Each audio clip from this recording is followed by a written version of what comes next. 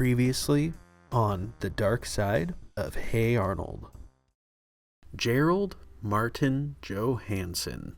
He's a 9-year-old fourth grader at PS 118 who's known for many things. He's smooth and charismatic, friendly, and generally liked by all. And of course, to many, he's known as a storyteller, holding many local urban legends passed down from generation to generation. Jamo, I have to go. Sorry, Snot. I gotta meet today. I gotta buff the bod. That's not fair. This is our bathroom. And if you don't open the door... What are you gonna do, Squirt? You want a piece of this? Ow. Bathroom's all yours, dork. Thanks for the warm-up. Later, Gerald goes downstairs to find his sister completely destroying one of his favorite cassette tapes. She says that she was using the pretty ribbons inside to tie up some books so they don't get lost.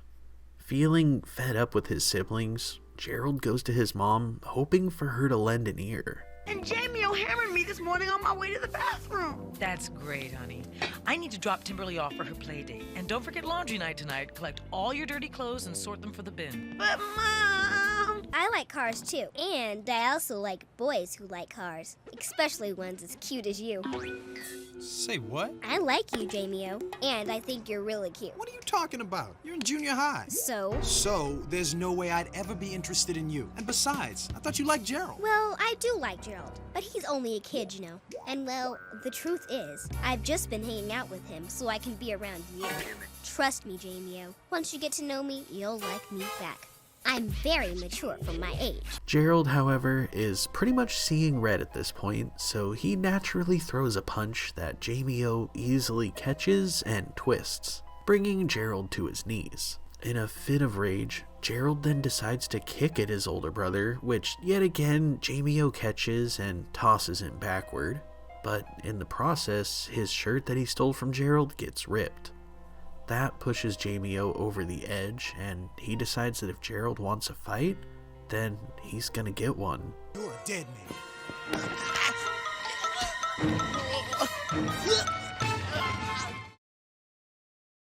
Stinky Peterson. He's a simple 9-year-old student at PS 118, and he's known for many things. His southern accent, his love of lemon pudding, and oddly enough, a random list of hidden talents that you might not expect from him at face value. Though he might need to dig to find those talents. He's the kind of kid who often gets branded as dumb, when in all reality, he's actually more intelligent than people tend to give him credit for. However, mainly because he lives on an old wooden farmhouse in the middle of the city and tends to gravitate towards the more simple pleasures in life, his peers tend to put him in a box by default. He's a character that, from the start of this show, has always filled a very interesting role. More often than not, he serves as a mix of comedic relief, but at the same time, a means to explain things to the audience in a very simple manner. With that being said, he's often found on the sidelines.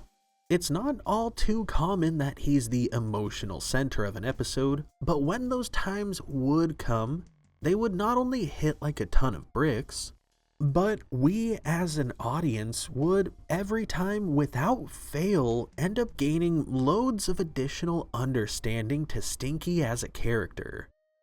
From the beginning, we've always seen him in the same olive green shirt with blue jeans and black sneakers. The only thing we've ever really seen change about his appearance, however, would be that in season 1, he was always seen wearing these black spiked wristbands, which, honestly, as minor as they are, kind of changed his entire demeanor. Stinky, having those on, always kind of portrayed a bit of a rough, tough guy kind of visual, which, in all reality, really did clash with who Stinky is as a person. I mean, sure, he is an instigator and he gets into trouble with Harold and his other friends quite a bit, but in all reality, he's kind of a gentle and creative soul. That's what truly makes him such a mixed bag. As much as he's prone to singing and letting himself shine, he's also just as prone to dragging down every single other person around him. The real striking truth about this is that for Stinky, it seems to be completely dependent upon who he's surrounding himself with. When it's just him and Arnold, or him and his family, we see a very gentle and usually reasonable side of him. However, the same can't really be said for one specific character.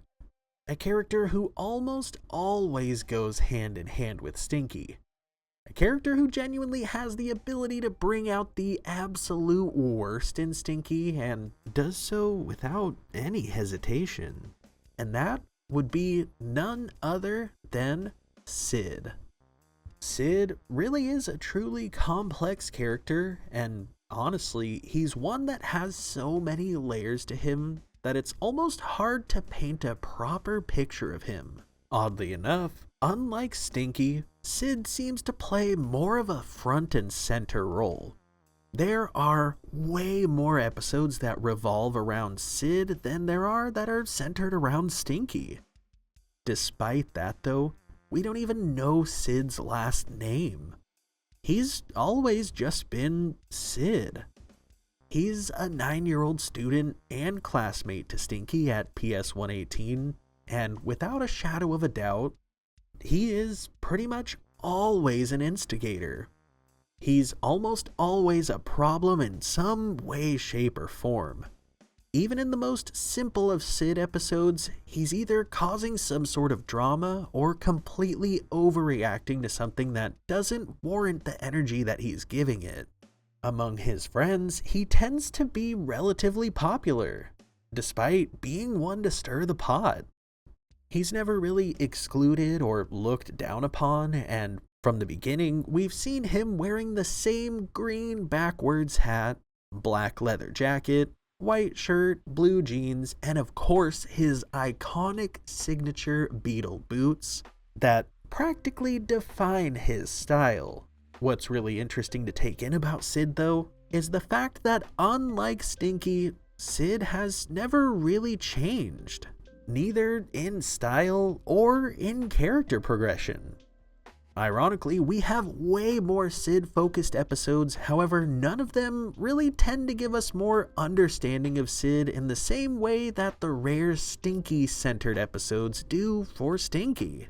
The thing is, though, it's really interesting to take in how his existence tends to affect everybody else around him. In the case of Arnold, it gets him usually dragged into something that he shouldn't have any part in. In the case of Harold, it can vary from him teasing Harold and making him hate himself, to them being the best of friends and pranking people together. However, every single time, without fail, when it comes to Stinky, Sid always tends to bring out the worst in him. Stinky can be having nothing but a positive day with absolute happy thoughts, but as soon as Sid comes around him, he just turns toxic and starts messing with people, prying where he doesn't belong, or talking bad about other people. What's truly shocking to take in though, is how this can be seen in nearly every dark side of Hey Arnold that I've made so far. We've seen them affect nearly every character that we've analyzed up to this point. We've seen them completely destroy Harold and leave him crying under the water fountain because he lost to Patty at arm wrestling. Which also, speaking of Patty, pretty sure they're the ones that gave her the nickname Big Patty to begin with. They also tore Harold apart when he was struggling with his weight, telling him he's as big as a whale. We've seen them calling Helga ugly. We've seen them tearing down Eugene behind his back, constantly calling him a jinx and avoiding him at all costs. They're a pair of characters that have such a rippling effect when they're within proximity of each other that I can't imagine talking about one without bringing up the other. So grab a snack, a drink, and get comfy, because in this double feature, we're deep diving into the mind, life, and psyche of both Sid and Stinky. This is the dark side of Hey Arnold. To start things out, we're gonna deep dive into an episode that truly puts Sid's moral compass under a microscope and gives us a good look at the way his brain operates, offering a peek at some major flaws in his psyche that affect the way he treats others. We're looking at none other than the Season 5 episode, Bag of Money.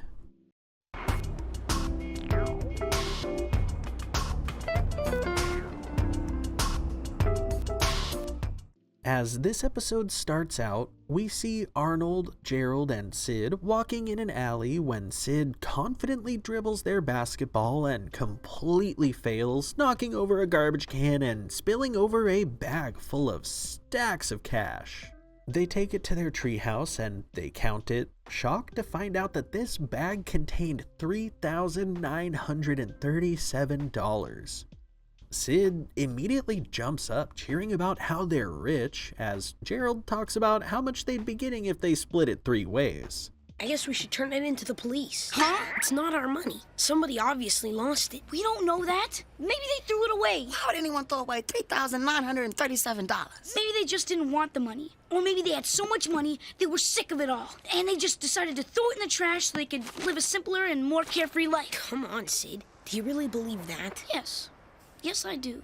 Gerald agrees that taking the money to the police is the most moral decision, and at that, they get up and head that way. Immediately, however, Sid stops them, saying that it's his dad's birthday and that he promised him he'd be home by 5. Not wanting to be left out of the big moment where they return the money, Sid gets them to agree to just go there tomorrow and take care of it. Which leads to the big debate of where the money is gonna stay until tomorrow. I'll take it home. Maybe I should take it home. No, if I can't take it home, why should you take it home? All right.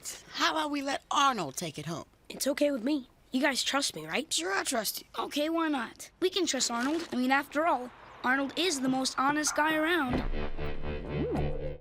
The next day, we see Arnold on the bus taking the bag of money to meet Sid and Gerald at the police station. As he sits on the bus with the brown paper bag, the bus stops and an old lady with a peg leg, pink hair, one eyebrow, and a bird nesting in her hair gets on, carrying an armful of bags identical to the one that Arnold's been tasked with keeping safe. As you would expect, she sits next to him and puts her bags directly next to his. Despite the odd sight, Arnold passes no judgment and just gives the lady a simple smile. It seems like a pretty simple, straightforward interaction between the two. A while later, the lady gets off the bus and Arnold continues on his journey. When he gets to the police station, however, him, Sid, and Gerald look like fools when they try to hand the police officer a bag full of birdseed, claiming it to be money. Oh, that lady on the bus. She must have taken my bag by mistake. What are you talking about? Where's our money? There was an old lady, and she had a peg leg and pink hair and one eyebrow, and she had all these little plastic bags with her, and she must have taken my bag by mistake. Gerald and Sid scoff at Arnold, saying that this is the craziest story that they've ever heard. Since it's the truth, though, Arnold doesn't really know what else to say to them. Eventually, Arnold goes home and Sid and Gerald are left talking with one another. Sid tells Gerald that this just sounds really suspicious, and while Gerald admits that it is really odd, he says that Arnold is trustworthy and that he wouldn't lie to them. However, you can tell that Sid's words definitely made an impact on Gerald to some degree. We cut to school where we see Sid now telling the story to Harold, Stinky, Rhonda, and Nadine, who of course are all as taken back by the bizarre nature of it as Gerald and Sid were. Pink hair and one eyebrow. That's insane! I'm telling you, he made the whole thing up so we could keep all the money. Arnold is the most dishonest guy around. He's so crummy. Think you know a person, and then they do something like this. Shh, here he comes. As Arnold simply goes up to his locker to open it, Sid starts grilling him, asking about the watch that he's wearing. He openly accuses Arnold of buying it with the money that they found, and of course, when Arnold calmly explains that his grandpa got it for him last month, Sid blatantly calls him a liar, rallying everybody against Arnold, who just walks away knowing that he told the truth. At this point, Gerald, who's still defending Arnold, is clearly becoming more and more skeptical of his innocence the further that Sid keeps spreading the lies about him. Gerald starts distancing himself from Arnold, lying to him about prior obligations when Arnold asks him to hang out after school, but despite that, he still stands up for Arnold when things start to boil over, and Sid gets in Arnold's face over him simply buying ice cream from the Jolly Ollie man. Take it easy, Sid. It's our money and he stole it! I didn't steal anything. Liar! You stole it and you know it! You're a rat, Arnold! A rat pink! You're all witnesses! Arnold stole our money! He's a rat! A rat pink! Eventually, after Gerald avoids Arnold over and over again, Arnold finally asks him directly about it, wondering if this has to do with the whole money situation. Sadly though, Gerald isn't very communicative, and through broken words and half-truths, he basically says that he's not sure if he believes Arnold's story or not. Then maybe we just shouldn't be friends anymore. Come on, Arnold. I mean, don't be like that. It's not that I don't believe you. It's just that, well, your story's a little weird. Don't worry about it, Gerald. You don't have to believe me. I know I'm telling the truth, and that's all that matters. Arnold, wait! Later that night, Arnold ends up sitting at the table with his grandpa and explaining the whole situation.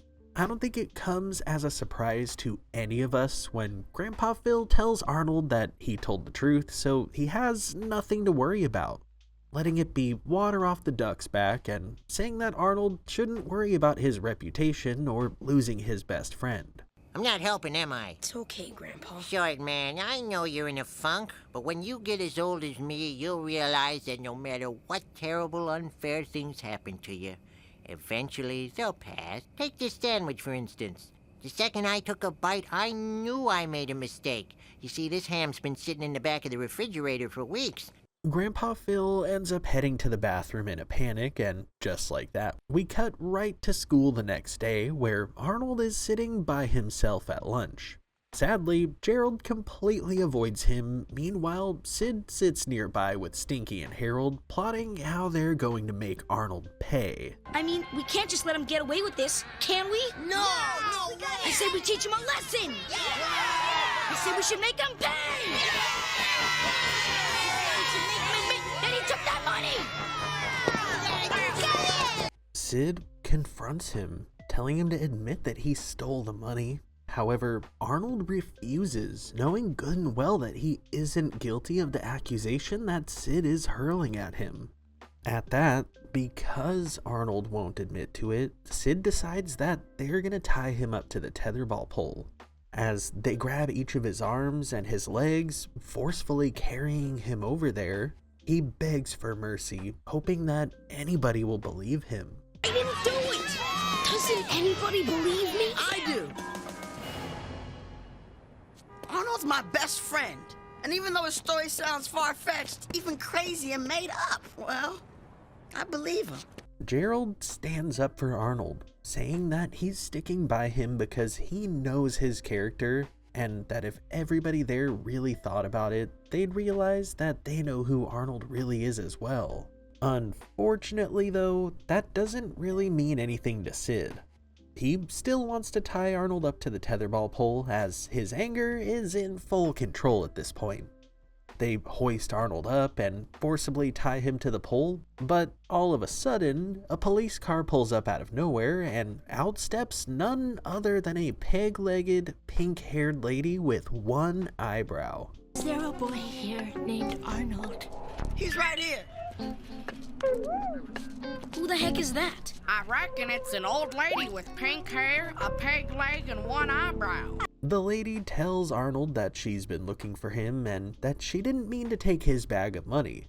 She explains that when she brought it to the police, she found his bus pass inside, which is how they figured out who he was. Arnold explains that they were going to go to the police station to turn in the money anyways, and at that, the cop tells them that if nobody claims it in 90 days, then it's all theirs.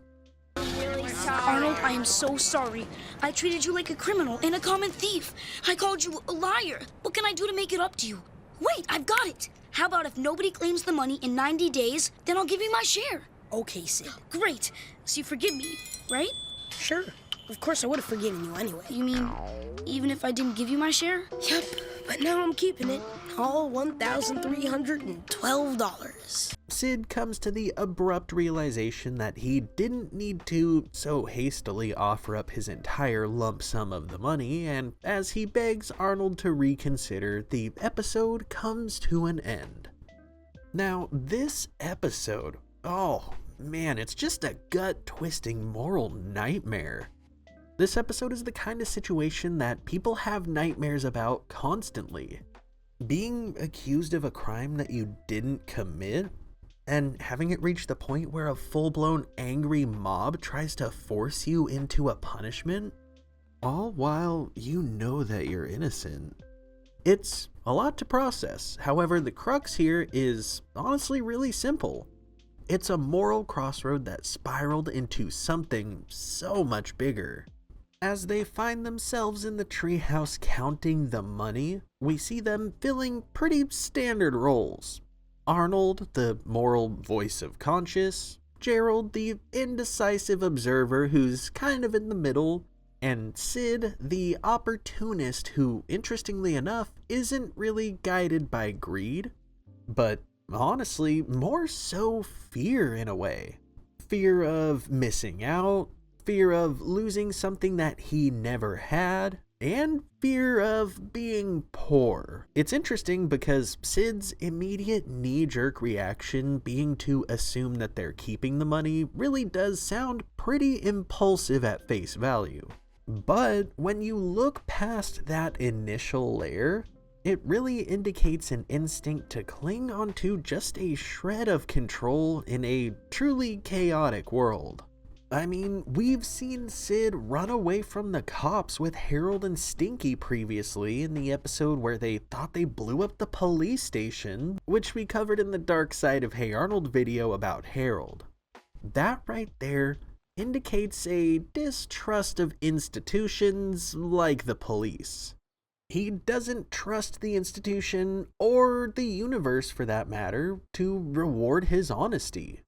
So instead, he subconsciously places his trust in the immediate moment, wanting to seize the opportunity and fearing this might be his only chance to do so.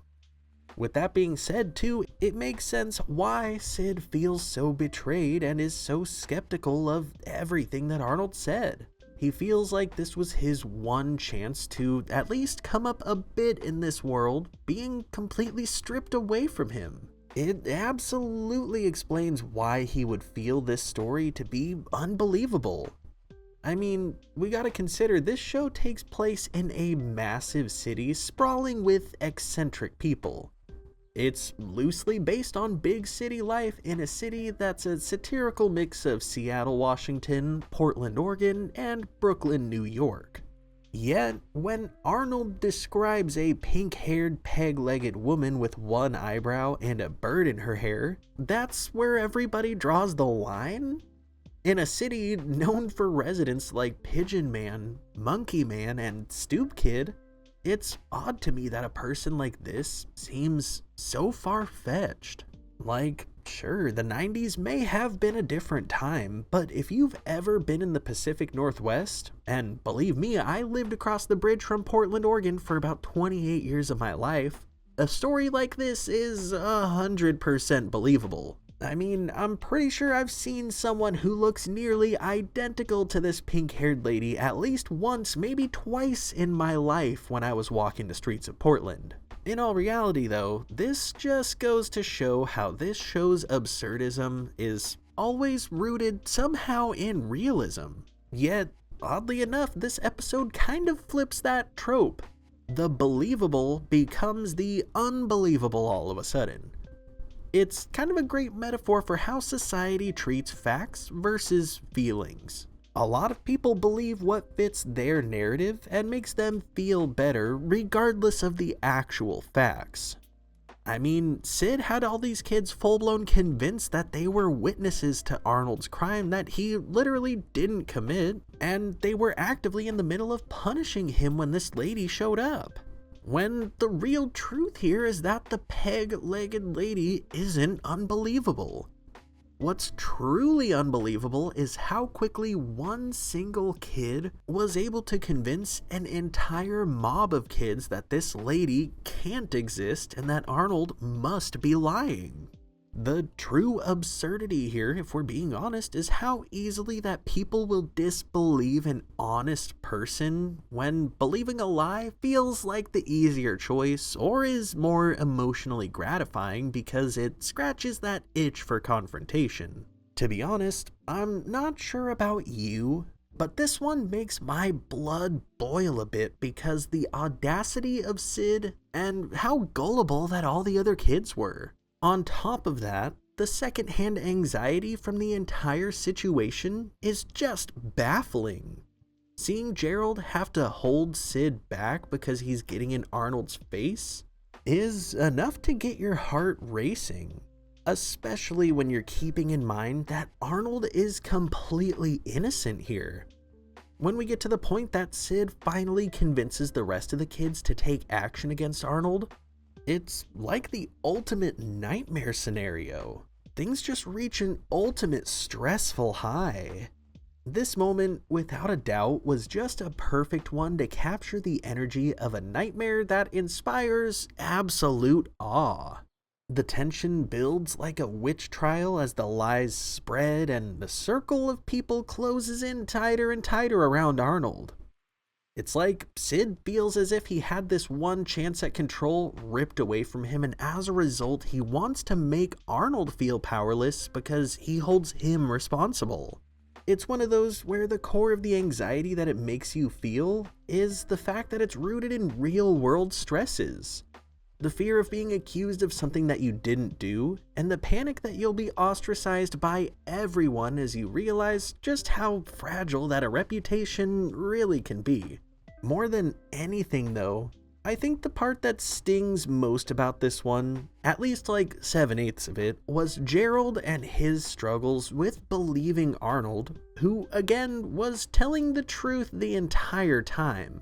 It's honestly pretty messed up when you realize that Gerald literally makes the decision to start lying to Arnold non-stop because he's starting to believe that there's a chance that Arnold might be lying about this one specific thing.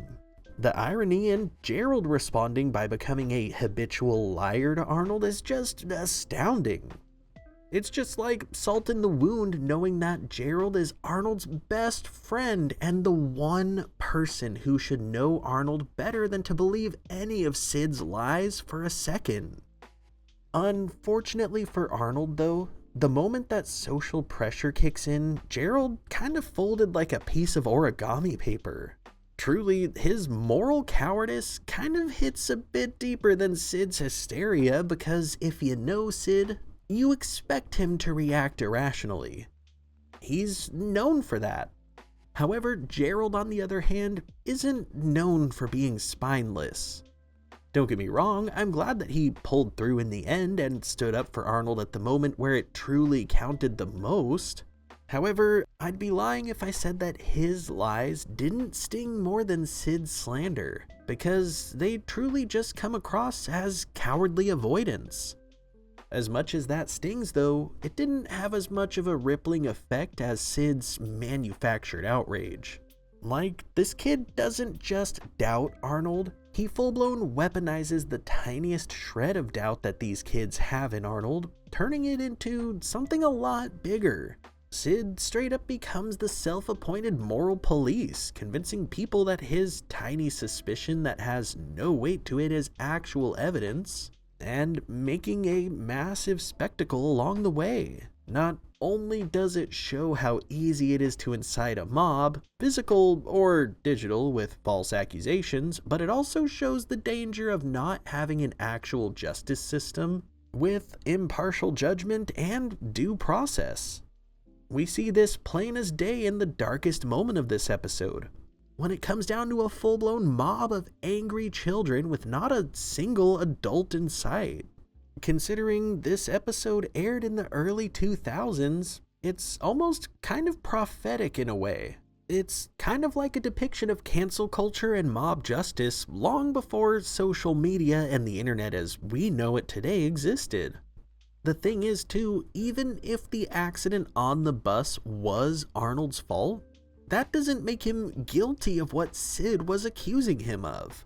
Of anything, that would be negligence, not theft. However, Sid doesn't really care about logic, as we've already seen. Like, he could have called Arnold dumb for allowing that mistake to happen and spent the rest of the episode mocking him and making caveman noises, and honestly, that would have held a lot more validity than the accusations of theft that he was swinging around here. He genuinely didn't want or care about the truth for even a second. He wants to feel like someone was held responsible and that he was right. And honestly, when you need to be right that badly, reality can start seeming like it bends around your stubborn ego. What's really frustrating too is the way that the truth comes crashing in right at the moment when it's too late. Arnold's already been attacked by this mob and tied to a tetherball pole. The damage has already been done. Then, right at that moment, the woman shows up with a police officer completely vindicating Arnold. And let's just be honest, it's almost peak dark comedy how the entire angry mob that just forcibly dragged him to his punishment just immediately switches sides and turns to instant forgiveness and remorse without even sounding really that genuine about it. On top of that too, Sid's apology does mean something. However, his gesture of giving up his share of the money isn't really true accountability for what he did to Arnold. More than anything, it's him just kind of trying to buy forgiveness and attempting to erase his guilt with a monetary transaction. As if human decency can be bought like some sort of commodity. Then, of course, the true tragedy here is the way that, with no surprise at all, Arnold just completely forgives Sid in the end. Just like he always does.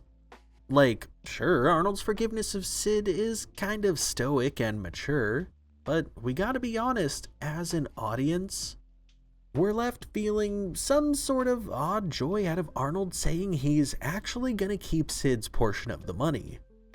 Whether Arnold really plans on doing that or not, it's him returning some of that petty energy back toward Sid, who is completely deserving of it in this moment. Of course, we all love Arnold being gracious, but man, it really did feel good to see him just enjoying that W for a moment and relishing in having the upper hand, even for just a second. In the end though, what really makes this story the most sad is how Arnold walks away bruised, but still believing in people despite just seeing the worst in all of his peers. The truth ended up coming out, but barely, and it's only because of a cosmic act of perfect timing. In real life, Arnold likely would have just stayed tied up to that pole, helpless. This one truly is an episode that's important to keep in mind as it pertains to every other episode that we're going to cover today. This is one that shines a clear light on the true Sid, but also being in season 5, it feels kind of like a point that was built up to over time. If we think about this one in the back of our minds as we approach the rest of the episodes that we're diving into today, it's crazy to consider how many applicable points feel like they could have been precursors to this moment eventually occurring. But in looking back at everything that Sid just put Arnold through in Bag of Money, it's honestly hard not to feel anything but anger and judgment towards Sid. But the thing about this show is, with its nature of always resetting the scenario, Sid may be a huge problem, but it won't be long until the show shines a different light on him and softens your view of him a bit. That goes with nearly any character in this show. In the spirit of pursuing that energy, we're going to dive into an episode that honestly really changes our view of Sid and tries to soften our view of him a bit. But to be honest, even in trying to do that, Sid inevitably ends up affirming our prior perceptions of him and how much of a selfish jerk that he can be. And oddly enough, it might be the last episode that I thought I'd be covering in this video, but hear me out because it does add a lot of important context to how Sid is presented in this show. We're checking out none other than the Season 3 episode, Monkey Man.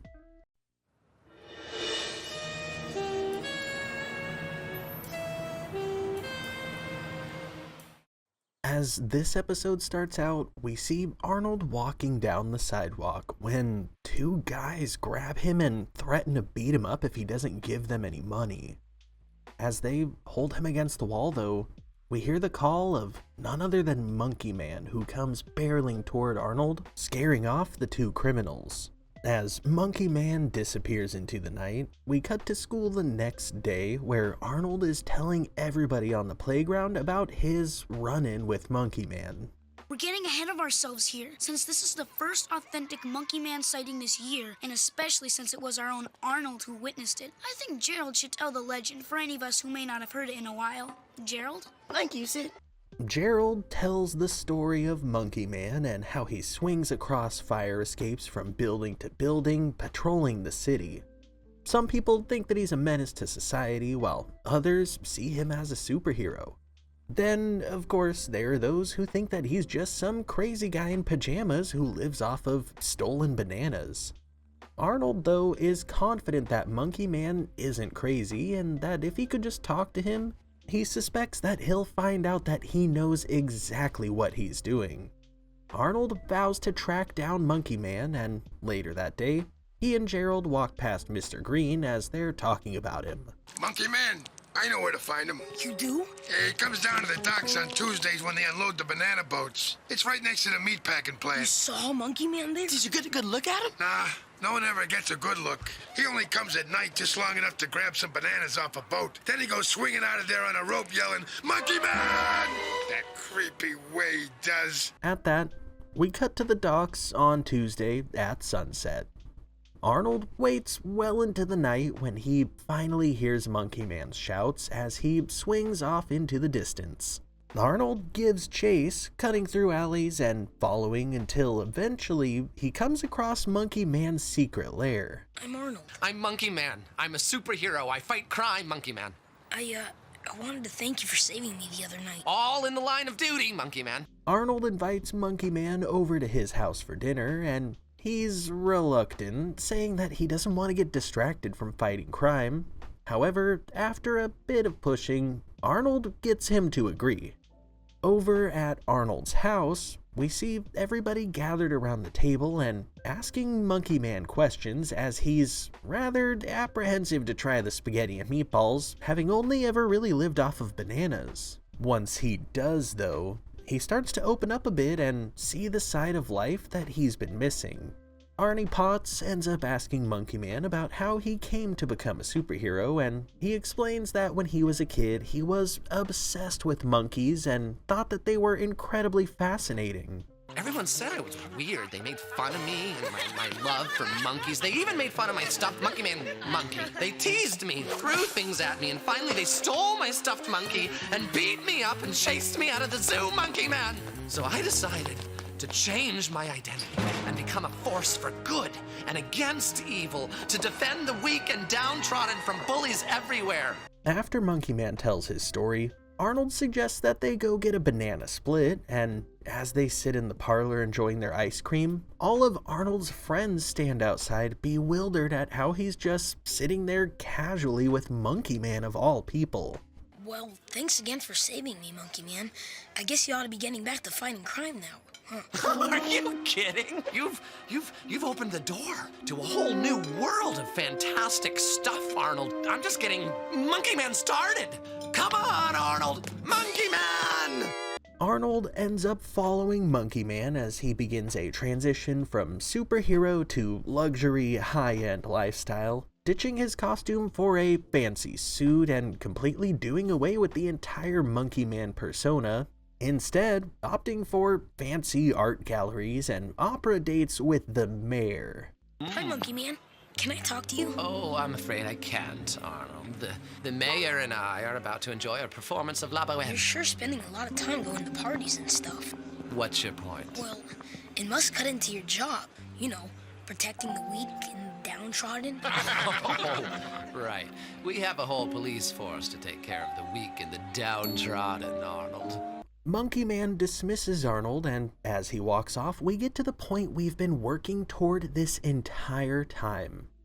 We see Sid walking down the street outside of the opera house, and out of nowhere, the same exact guys who attacked Arnold at the start of the episode grab him, demanding that he give them money.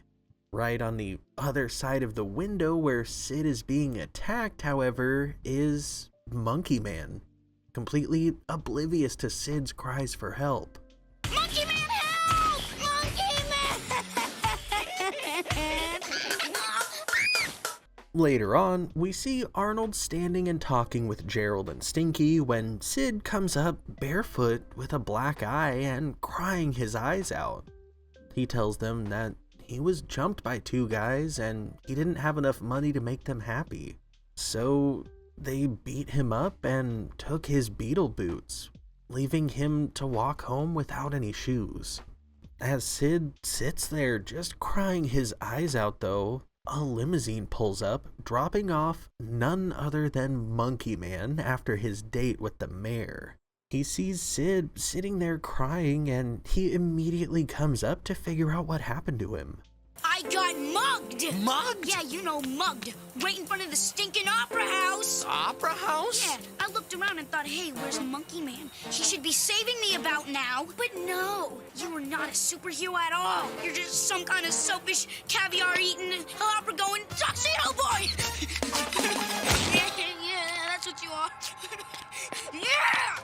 Later that night, Arnold walks over to Monkey Man's lair to see if he's there, and he finds him sadly packing away everything that he has in there, saying that he's doing away with the Monkey Man persona and giving up the superhero business. Arnold tells him that he can't do that and that the city needs him.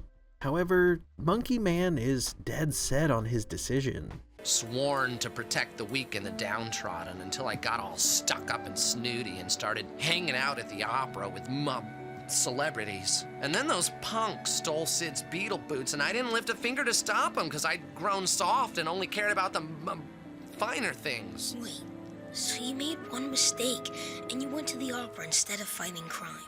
Well, that doesn't mean you should stop being a superhero.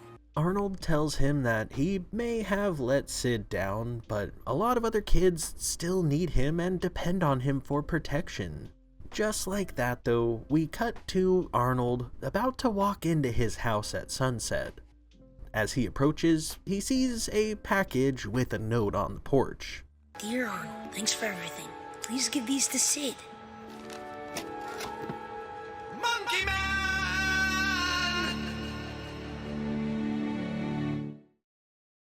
Oh man, so on the heels of the episode Bag of Money, where Sid was this paranoid manipulator who just completely dragged Arnold's reputation through the dirt, I can't think of a better episode to follow up than this one. Bag of Money is an episode that'll make you furious at Sid. It makes you borderline hate him, and if we're being honest, by the end of the episode, he didn't really get any punishment for what he did to Arnold. We don't even know if any of those kids got to see any of that money. Nevertheless, Monkey Man flips the script entirely. This episode places Sid into a position where he is helpless and being forcibly placed into a dangerous situation. He was beaten down, both literally and psychologically, as he was stripped of a large part of his identity. The thing is, at one point in Bag of Money, we wanted Sid to pay for what he had done to Arnold. But now that he has, we have to stop and think, how does it really feel? I mean, for me, it's a tough one. It's hard because in the moment that Sid came up crying his eyes out, walking barefoot, I realized just how emotionally vulnerable that he is as a person deep inside. It makes you feel for him because we've seen Arnold in situations like this before, and he didn't show up crying and broken. He even got beaten up a lot worse than Sid, and still, he stayed strong when it happened to him, albeit defeated by the situation. Meanwhile, Sid, whether it was because he got beaten up or because they took his boots, it just completely fell apart. He was just straight sobbing and losing it, which is a massive contradiction to his normal, antagonistic, almost bully-like demeanor. Of course, you can't blame him for being hurt and having feelings. I mean, that was a pretty traumatic thing to go through. However, what really makes it hard to process is how after he spends all of 2.5 seconds crying, he goes to immediately emotionally attack Monkey Man. Instead of compassion or helping him see just why these kids need him so much, he channels his helplessness into a massive fit of rage at one of the few people who can relate to what he went through. Monkey Man literally does what he does for the kids in this town because he knows what it's like to have been bullied. He cares about each and every one of them. And of course, that makes it sting so much worse when Sid lashes out at him. Monkey Man approached him with kindness and caring. However, Sid straight up tore him apart, as if it were his fault that the world is a cruel place. Monkey Man devotes his entire existence to protecting the weak because he was mocked and felt powerless when he was a kid. Meanwhile, Sid has a tendency of lashing out at anybody he perceives as a threat to his fragile control. Whether that be control of his financial future, or control over his reputation and popularity, which hinges on his iconic beetle boots apparently. It's honestly kind of ironic when you consider that these two almost have a similar upbringing, having been bullied and helpless as kids. However, whereas Monkey Man channels it into being a hero, Sid channels it into his paranoia, which is something we definitely see a lot of throughout this series. Sid is the kind of person who can't really admit that he's wrong or that he's humiliated, and when we really consider it, the same impulse that made him attack Arnold and rile up a mob against him, in a way, is responsible for him attacking Monkey Man the way that he did.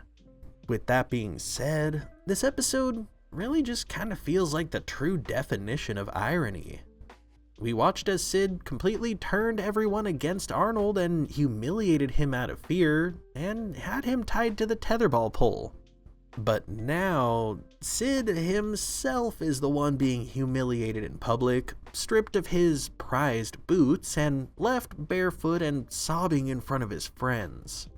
Like we talked about a bit ago, this moment really showed how soft that Sid is, and in a way, the beetle boots, the symbol of his unique style that makes him feel cool, getting taken away, feels like revealing who he really is when that mask comes off. It's not really a moment that lasts long, however. The second he gets the moment to project that anger and helplessness onto somebody else, he jumps right at it because processing his vulnerability just feels impossible to him. He has to place the blame on somebody else at some point in order to make himself feel better, regardless of the situation.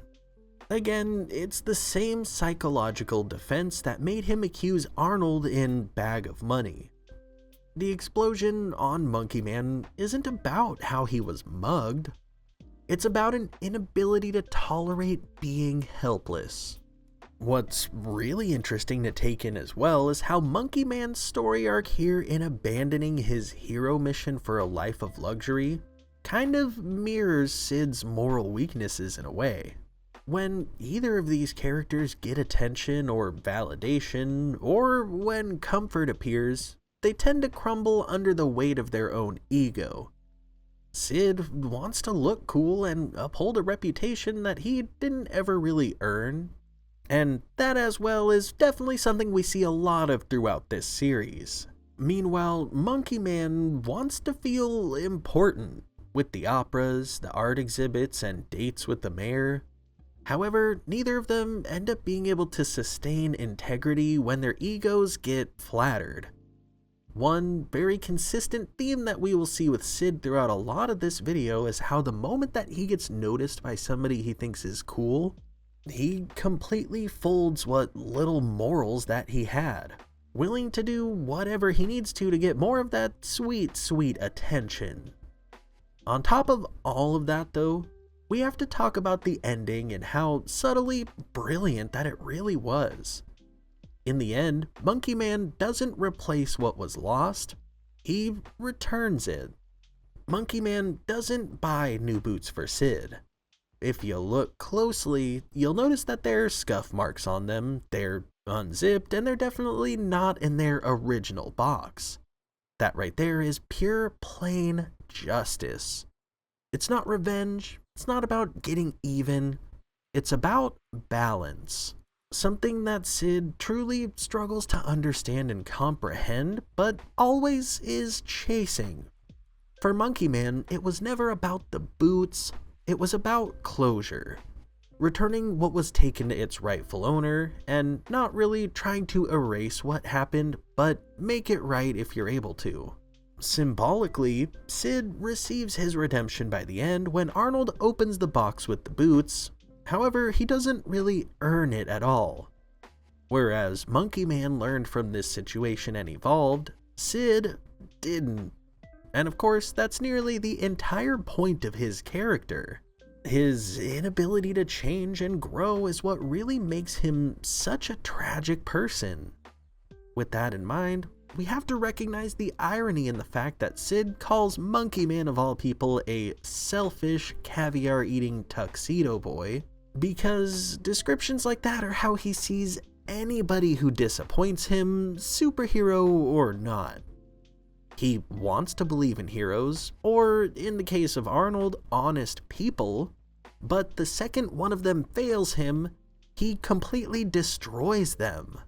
The true root of that problem is the simple fact that Sid kind of confuses disappointment with betrayal. That lady on the bus taking Arnold's bag on accident wasn't Arnold's fault. These two guys beating up Sid and taking his boots wasn't Monkey Man's fault. However, to Sid, he doesn't need a hero or a friend to be a trustworthy moral compass. He needs somebody to blame when the world stays as cruel or as inconvenient as it's always been. The true feel-good full circle moment here, though, would have to be Monkey Man learning from his failure and making things right, ensuring the boots got back to Sid. Meanwhile, Sid just seems to loop endlessly in failure in that regard. In a way, we could see the boots being delivered to Arnold specifically as a crucial point because he kind of serves to be the metaphorical balance between their two extremes.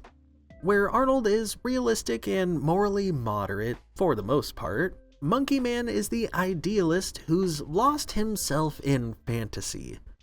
And of course, Sid is the paranoid cynic who seemingly never had any faith to begin with. This episode is a big one that shows you about the point where Sid's foundation cracks.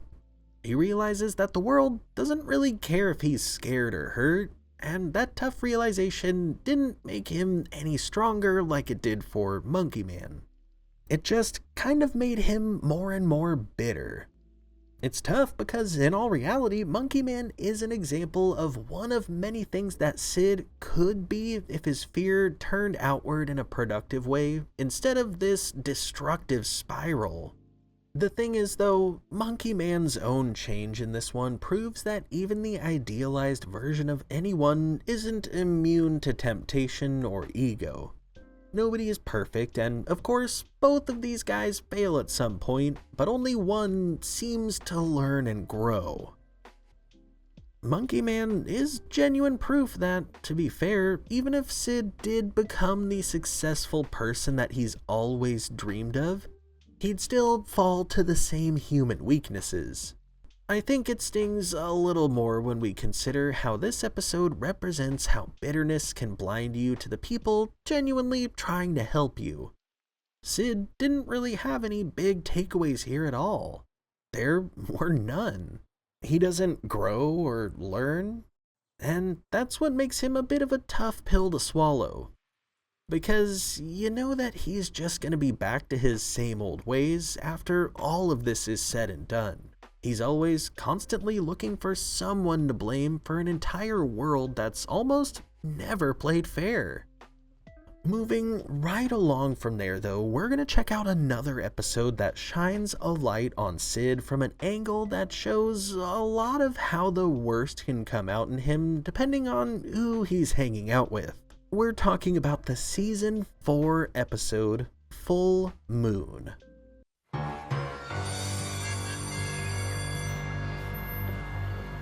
This is gonna be great! He's sure gonna be surprised. Hey guys, what are you doing? We're all gonna moon Principal Wartz. It was Harold's brilliant idea. You wanna do it with us? It's all the rage. Oh, the junior high kids are doing it? Arnold turns them down, saying it's a bad idea, and as you'd expect, they all call him a chicken and start clowning on him. Just then, though, they hear Principal Wartz coming from around the corner. They slip on some masks, and right when he passes by, they drop trow and moon him, proceeding to run right out of the school when he gives chase. Naturally, because Arnold was standing by when it happened and witnessed the entire thing, Principal Wartz immediately associates him with them. I didn't do anything. Well, that may be, but you saw the hooligans who did do it. Yeah? Ah, now we're getting somewhere. Just give me their names. Last name first. I can't do that. This isn't a joke, young man. Do you think exposing portions of your anatomy to your school principal is funny? Well, I guess it depends. Depends on what? The situation. Having his morals set, Arnold stands firm that he's not gonna rat out his classmates. Unfortunately though, that lands him an entire month's worth of detention for failure to cooperate. As Arnold leaves the school, he's approached by Harold, Stinky, and Sid, who are relieved to hear that Arnold didn't spill the beans to Principal Wartz. He even tells them that he got a month of detention, and still, Harold feels the need to threaten him, saying that if he does tell, he's gonna get beaten up. Tell. You think maybe it ain't fair for Arnold to take the blame for what we did? You mean like, maybe we should tell Wartz that we're the ones who mooned him and get Arnold off the hook? No! Arnold got caught, that's his fault, not ours! Nobody is going into Wartz's office and telling him what we did! Nobody! You got it? I guess there's no sense in all three of us getting detention. Back at Arnold's house, he talks on the phone with Gerald, explaining what happened, as Gerald tells him that he should just tell Principal Wartz the truth. Arnold, however, ever the ethical martyr, refuses to, saying that it's up to them if they want to tell the truth. As time passes, we see Principal Wartz continuing his search for the culprits, all the while threatening to make Arnold's life miserable if he doesn't tell him who it was. I reckon this will go on his permanent record. I don't know if I could take the pressure. What do you bet he cracks and rats us all out? Don't worry. Arnold's not a snitch. He won't rat. I don't know, Harold. I'm telling you, he won't rat. Did you rat? No, Harold. I didn't rat. Well, you better not, because if you do, you know what'll happen. You'll pound me. That's right, I'll pound you! Yeah, right. As time goes on, Harold seems to get more guilty about making Arnold take the blame, and at the same time, all the more suspicious that he's going to crack and rat them out. However, little does he know, Arnold is in Principal Wartz's office holding strong. Wartz tries to tell him all about how he was faced with a similar situation when he was a kid in school, and some kids had put a frog in the teacher's desk. Principal Wartz says that he decided to do the right thing and he told the teacher who it was, and as a result, his reputation was tarnished. Everyone beat him up and made fun of him, calling him a weasel up until he was in college. The man couldn't even get a date until he was 23 because of his awful reputation. However, he still slept well at night knowing that he had did the right thing and turned his classmates over to the establishment. And in the end, I overcame all that abuse, and I grew up to become an elementary school principal. Wouldn't you like to become an elementary school principal? Not really. Outside, Harold waits to confront Arnold, saying that he knows Arnold told Principal Wartz the truth. When Arnold tells him that he didn't, Harold immediately calls him a liar, refusing to believe him. No, Harold, I didn't. Well, why not? Because it wouldn't be right. But you got detention for 4 weeks and you didn't even do anything. If I was you and you were me, I would have cracked the first day and ratted you out. Well, maybe you would have, Harold, but I didn't, and I'm not going to. I gotta go. After Arnold walks off, Principal Wartz approaches Harold carrying a stack of flyers that he had the art teacher draw, containing a drawing of the Mooners, asking if he recognizes any of them. This, of course, makes Harold panic even more, and after he runs off, we cut to later that night where he's laying in bed having a nightmare, hearing Arnold's words echo in his head. Next thing you know, we cut to the final day of Arnold's month-long detention. He sits in Principal Wartz's office as Wartz pulls out his permanent record, saying that if he refuses to tell the truth, it's going to have a negative mark on it forever. He pulls out a permanent marker, and as he gets closer and closer, Arnold still refuses to tell. You leave me no choice. I did it! It was me! I'm sorry! Arnold is completely innocent! I'm the mooner! I'm the mooner! I'm guilty too. And me. We all did it together. Arnold had nothing to do with it. He was just a pawn in our horrible, twisted prank. Just like that, Principal Wartz puts the cap back on his marker, and Arnold's clean permanent record lives to see another day. As the boys all walk out of the school, we learn that this immediately went on their permanent records. However, Harold doesn't care because he didn't ever think that he'd make it to junior high anyways. I feel so much better now that we fessed up. Me too. I guess we didn't realize it, but deep down, the guilt was driving us crazy the whole time. You know, subconsciously. As all the kids admit that Arnold has more guts than the three of them combined, Harold starts plotting their next trick, which immediately has Sid and Stinky ready to follow him right off of the cliff. And at that, just like how the episode began, it ends with Arnold telling them that it isn't such a good idea.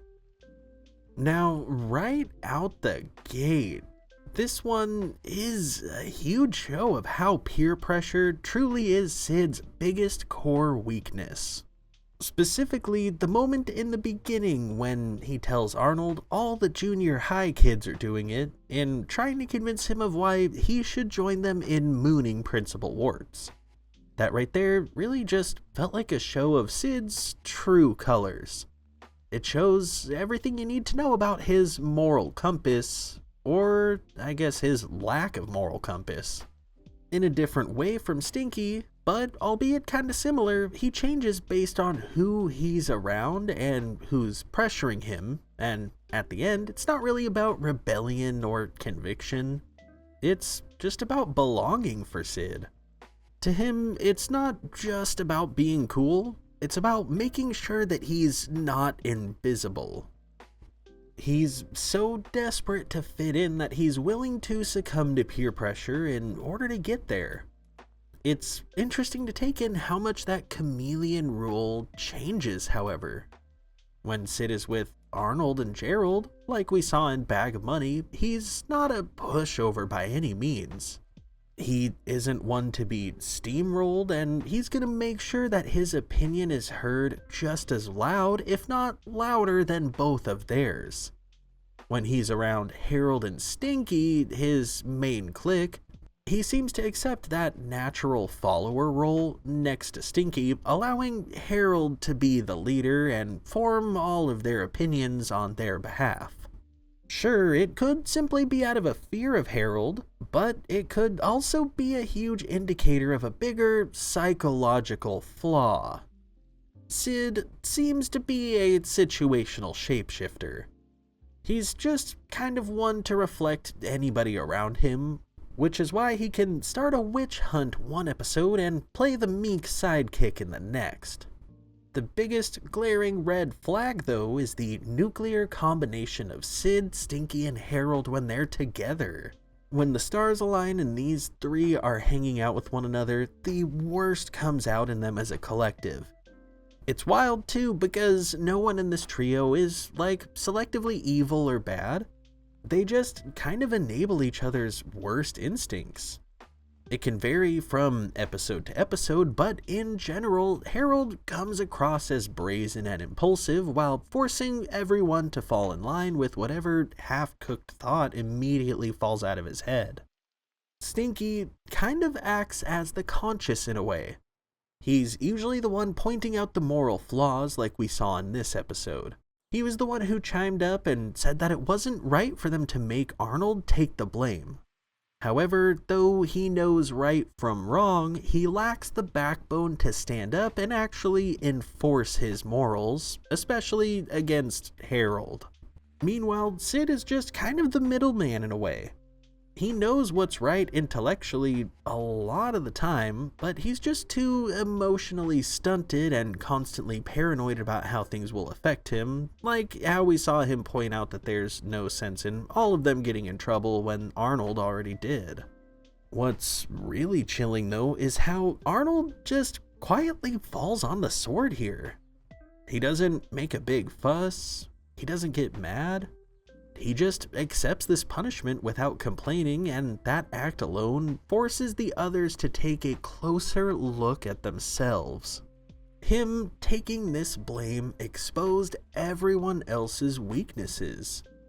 It especially hits hard on the heels of Monkey Man. We saw Sid lashing out as a result of helplessness in that episode. However, in this one, Arnold embraces that helplessness and uses it as a weapon to shame Sid, Stinky, and Harold without even really having to say a word. Every day that passed as he sat in detention was another day that they were forced to look at themselves and realize that it's their fault that he's in there. What's even darker than that, though, is how in the moment where Harold bursted through Principal Wartz's door and confessed, he became the unexpected hero of the story simply because he cracked under pressure. Sid and Stinky, though, they only confessed after Harold did. They didn't take any initiative. They only joined once someone else had already started. As far as Stinky goes, we'll take a look further into him, but this right here is just classic Sid. Morality only when it's safe and when he's not the only one being held accountable. Only when you've been given clearance from your leader to do so. It's kind of a natural herd instinct, and it's the kind of thing that Sid has casually kept skirting by as he depends on it. At the end of it all, though, when they immediately get to planning their next prank, it just highlights the show's most honest punchline. The fact that Sid and his friends never really learn.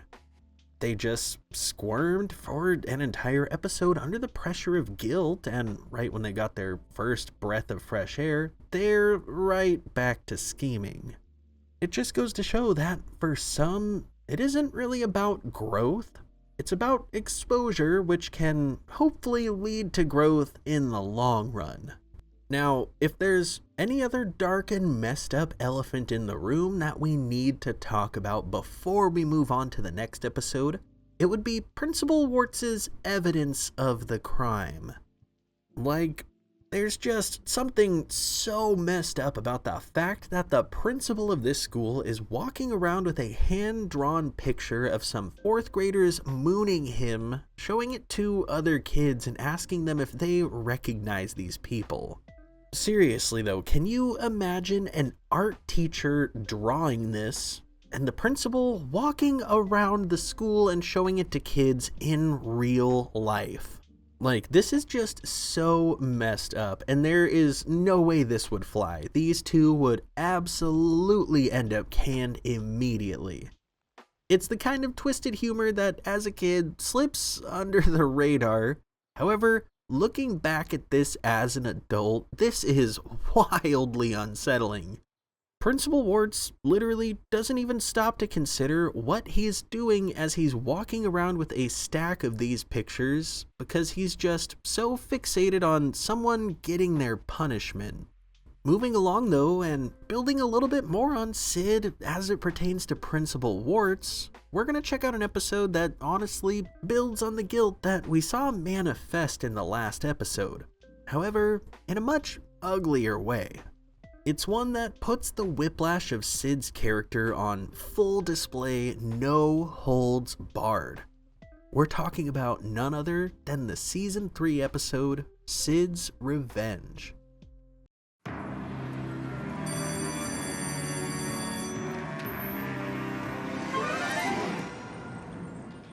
Now, you might recall, if you're a longtime fan of this series, that I've covered this episode previously, I believe in the first video in this series.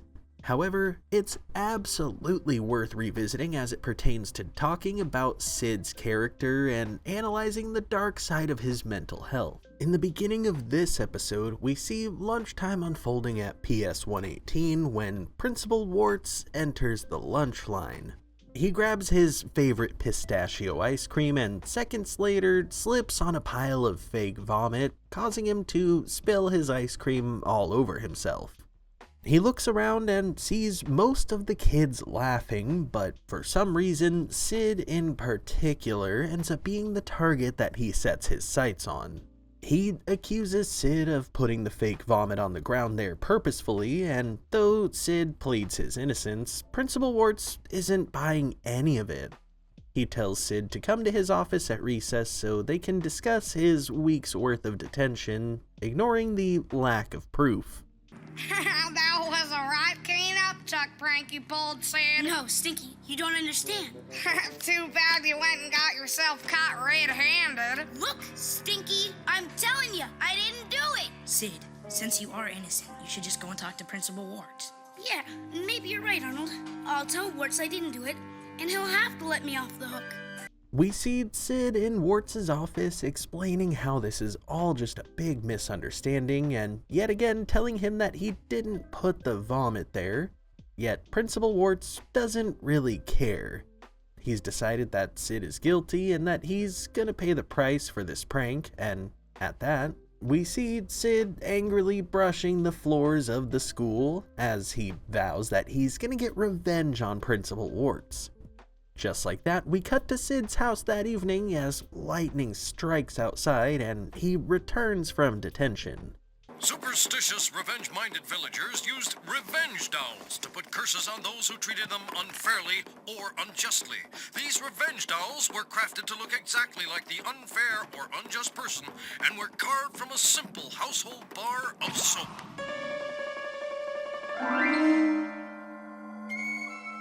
This is gonna be perfect. Sid pulls out a spoon as he carves the face of Principal Wartz into the bar of soap, cursing the old man for placing the blame on him for a prank that he didn't pull, vowing that he's gonna pay the piper. At that, we cut to the next day at school where Sid is feeling surprisingly amazing and refreshed. That is, until he overhears Principal Wartz's assistant and the nurse talking about how the principal is in the hospital. Principal Wartz? In the hospital? It couldn't be. Oh no, what have I done? Sid, are you okay? What? No, I mean, yes. I'm fine. I gotta go. Wait, come back! Sid leaves the school and hops on the bus, heading straight for the hospital. However, right when he ends up on the elevator, he coincidentally misses Principal Wartz, who's actually in the process of leaving on the elevator next to him. Along the way, Sid gets some false directions to what he thinks is Principal Wartz' hospital room from a guy at the front desk when this happens. Principal Wartz, is that you? Mr. Wartz, can you hear me? It's me, Sid from school. I'm sorry. Gosh, are you okay? Oh, of course you're not okay. Oh, this is terrible. Look what I've done to you. Sid starts going on and on about how sorry he is for molding a revenge doll in his likeness and how he's willing to do whatever he needs to do to make things right. However, only moments later, the doctor walks in the room and addresses the patient as Mr. Riccardi, making Sid realize that this isn't actually Principal Wartz that he's been talking to. Didn't anyone tell you? Tell me what? Principal Wartz has checked out. Checked out? You mean permanently? Why, yes, that's usually the case. Now, if you'll excuse me. It can't be true. This can't be happening.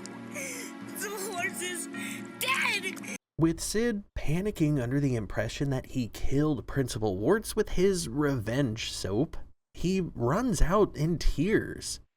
Later on at school, we cut to the end of the day when Arnold is about to leave, but before he can reach the door, Sid grabs him and yanks him into the janitor's closet. We see Sid hiding in there with dark bags under his eyes, looking like he's carrying the weight of 1,000 lifetimes of guilt, as he tells Arnold that he accidentally ended Principal Wartz with his revenge doll. I think it put some kind of curse over Principal Wartz. Curse? What are you talking about? Don't you see? Principal Wartz is gone. What do you mean gone? Sid, he was probably just out sick today or something. Well, that's what I figured when I heard he was in the hospital. But when I went there to see him, his doctor told me that he had checked out. And you know what that means, don't you? I accidentally killed Principal Wartz. Arnold calmly tells Sid that this has to be a mistake, and the two head to Wartz's office hoping that his secretary knows something. However, they're shocked when they find his name being scraped off of the door. Sid fears the worst, thinking that he has to be correct about what happened, and that gets even worse when they leave and see that someone is painting over Principal Wartz's name on his parking space. Ain't gonna need this space no more. They're erasing Wartz's name from his parking space. See? That proves it.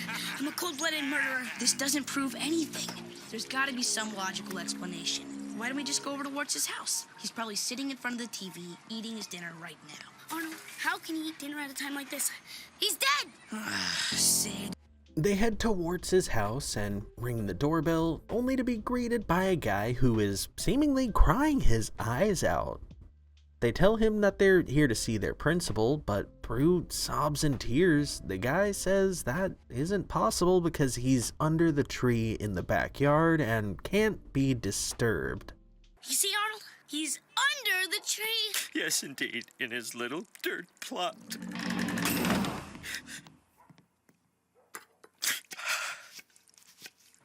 Well, you're the man, Arnold. Poor Wartz is out there all alone in the cold ground, feeding the worms. Arnold decides that they should just go check the backyard to see for themselves, and conveniently, the hospital meal service guy finishes dinner at that exact moment, so Principal Wartz goes inside, leaving the two boys to just see the dirt plot, shovel, and a few flowers on top. With this official confirmation, Sid actually makes the decision to come clean and tell the police about what he did. Officer, I'm here to turn myself in.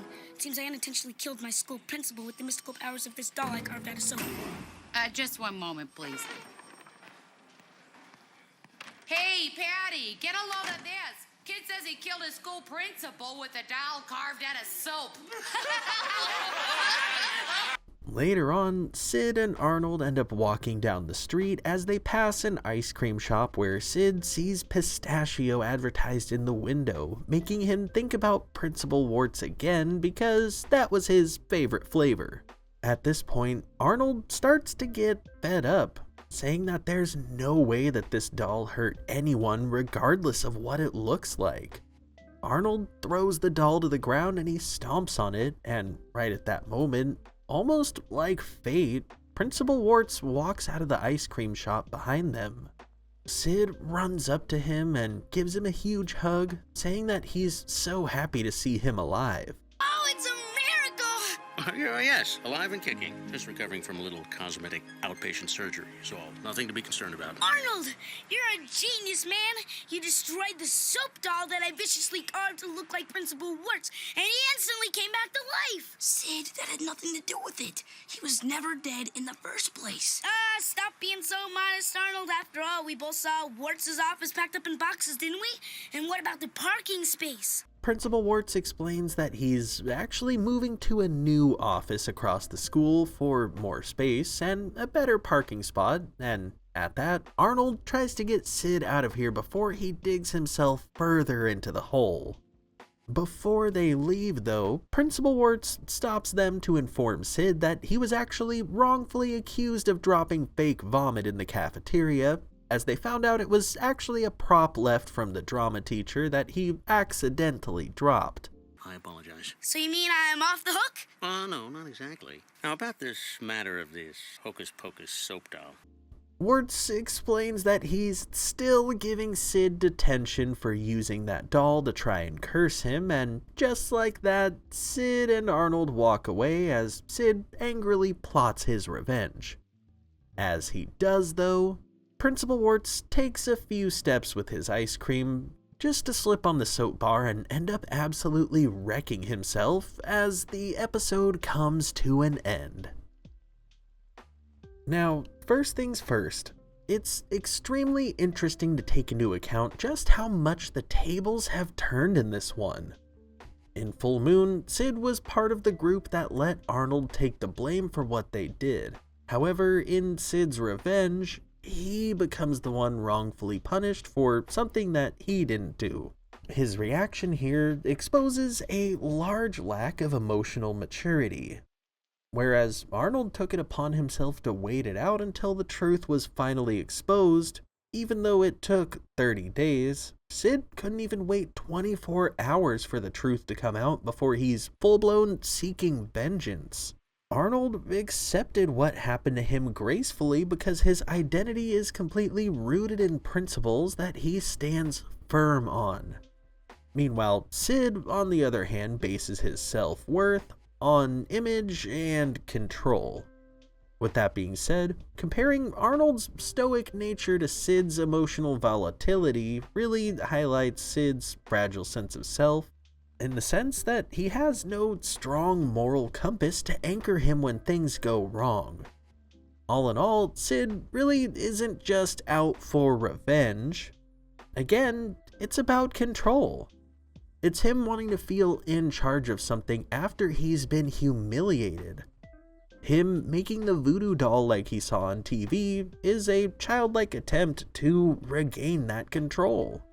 It's like a coping mechanism, giving him the illusion that he has some sort of mystical power over Principal Wartz, and to be fair, it was a good release of emotion, as evidenced by him feeling like $1 million the next day.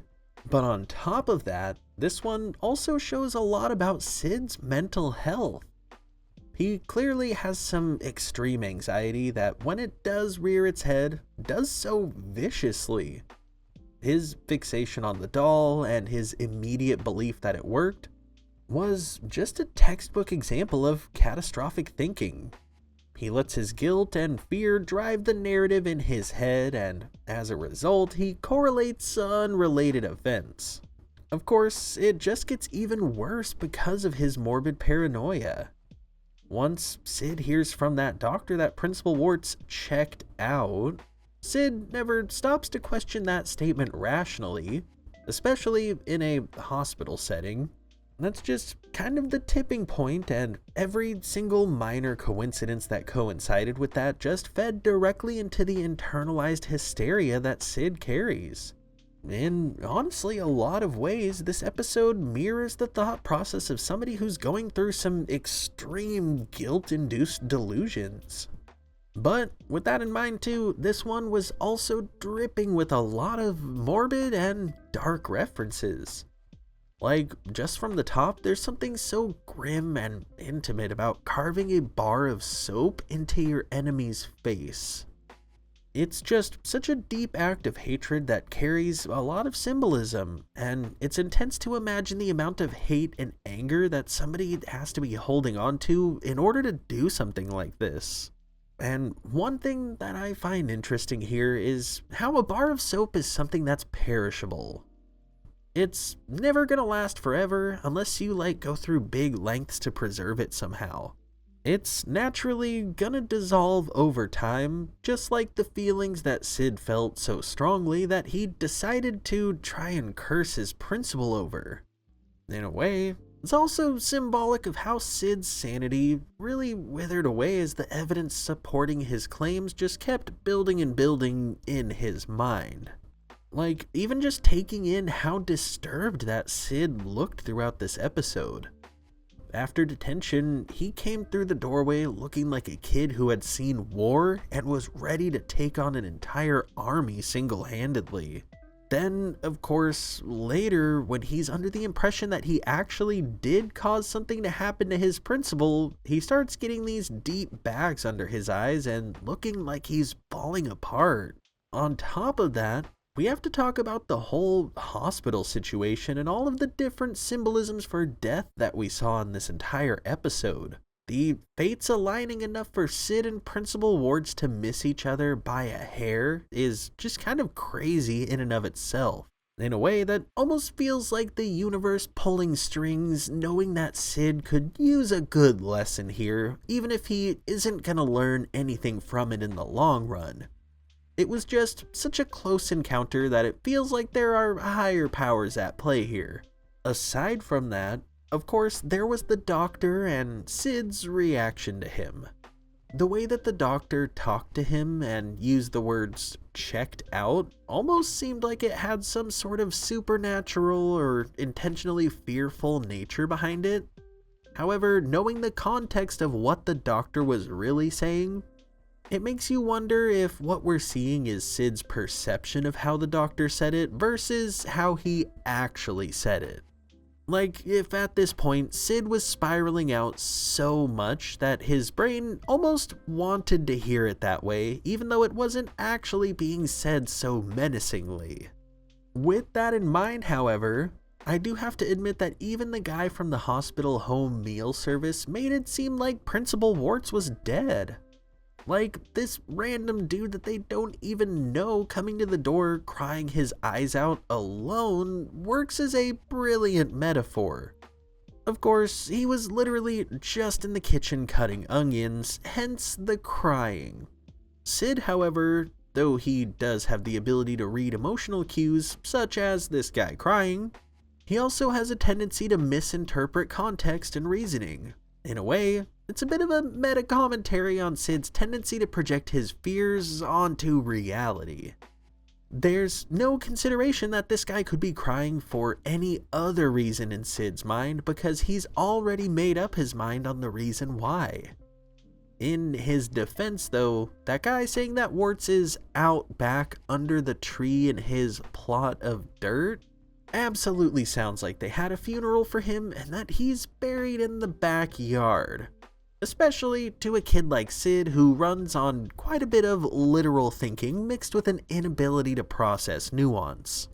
With all that in mind though, I guess we do need to consider the role of the voodoo doll in the ending here.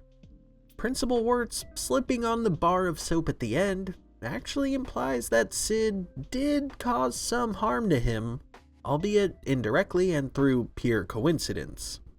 Regardless though, it kind of closes the loop perfectly because Sid's paranoia ended up manifesting into the very outcome that he feared.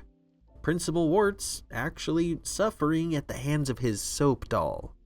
Outside of that though, there are a few other things that we definitely need to talk about.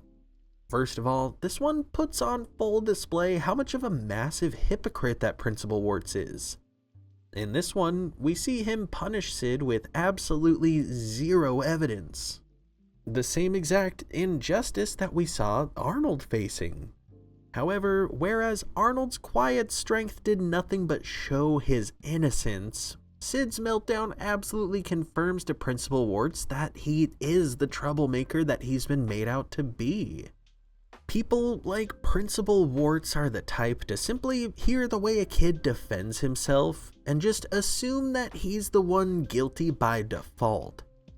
It's an absolute reinforcement of our understanding of how authority systems tend to perpetuate bad behavior through over-discipline. Aside from that though, there is another huge point that I recall seeing in the comments last time I checked out this episode. That would be the fact that Sid making a soap doll at home definitely shouldn't be something that can be held accountable under school policy.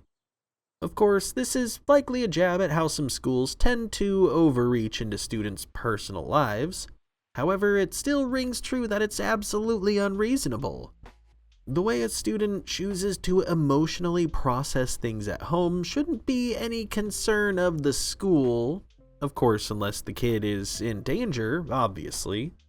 In all reality, it just kind of comes across as Principal Wartz being really sensitive and not wanting anybody to have opinions about him or say negative things about him lest they face his wrath.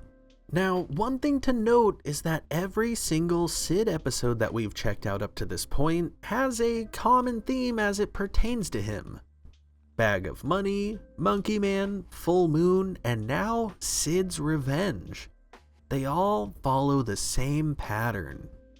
Sid either commits or witnesses some sort of moral screw-up, completely loses his grip when karma comes back around, and instead of learning from what happened, he just spirals and panics.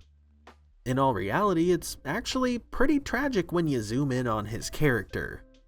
He's trying to seem cool and collected, but underneath that act is just shame, guilt, and a fear of being irrelevant. Whereas other characters seem to grow as the episodes go on, Sid seems to crumble more and more with each passing episode. The next episode, though, is one that really shows the cracks in his character. One that sees Sid trying to reinvent himself in a way, faking that he's the person he wishes he was. Unfortunately for Sid though, he's the last person who could ever pull off living a lie. We're talking about none other than the season 3 episode, Arnold's Room.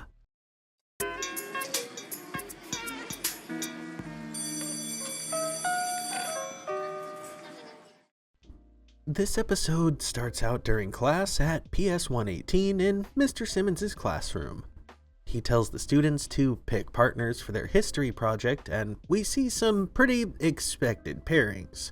Arnold and Gerald, Helga and Phoebe, Stinky and Harold. However, we see none other than dear Sid sitting alone with no partner. He looks around and sees the rich kid in class, Lorenzo, sitting by himself, so he decides to approach him. Lorenzo, you want to be my partner on the history project? Sure. I was thinking of doing the report on the Apollo space program. That sounds great, since I don't have any ideas at all. Why don't you come over to my house after school and we'll get started? Okay. After school, Stinky and the rest of Sid's friends approach him to play some baseball. However, they're all dumbfounded when they find out that Sid is the first kid that Lorenzo has ever invited to his fancy mansion. Just like that, we cut across town to Sid and Lorenzo working on the project together. Or you could say Lorenzo works on the project while Sid jumps on the trampoline in his bedroom and plays with all of his cool, expensive toys. As their study session comes to an end, though, Lorenzo ends up suggesting that they meet up again tomorrow to do more work, this time at Sid's house. My room? What's wrong with your room? You have a great room. I thought we'd switch every other time. Is there a problem with your room? No problem. My room's great. Yeah, it's a great room. That night, we zoom in on Sid's old run-down apartment building as sirens blare not too far off to get a look at his room. Mess everywhere, cracks in the walls, broken window blinds and all. Sid sits on his bed, looking around his room, thinking about how embarrassed that he's gonna be when Lorenzo sees the place. Just then, though, he gets an idea. We cut to school the next day, where Sid approaches Arnold as he eats lunch. Can I borrow your room?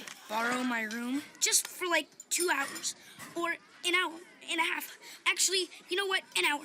Sid, what's wrong with you? Nothing. I just need your room. It's just for an hour. Me and Lorenzo. Right after dinner. Actually, that could work out. I'm meeting Gerald at the library after dinner.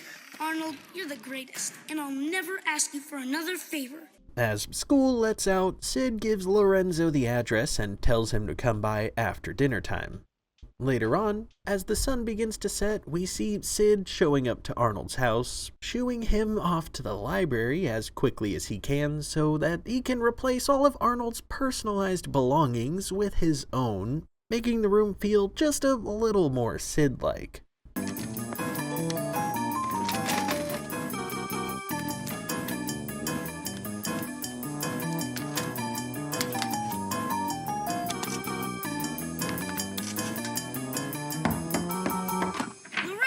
What a surprise! Welcome to my room. Thanks. Is that your grandfather downstairs? Yes. My grandfather. The two decide to get to work as Sid boots up Arnold's computer. However, after a couple hours and 50 different passwords, they don't even get past the login screen as Sid claims that he forgot it. Oh, I've got a ton of them. Can't be too secure, you know. Access denied, sucker. Well, what do you know? We're out of time anyway. We can try the CD-ROM tomorrow at my place.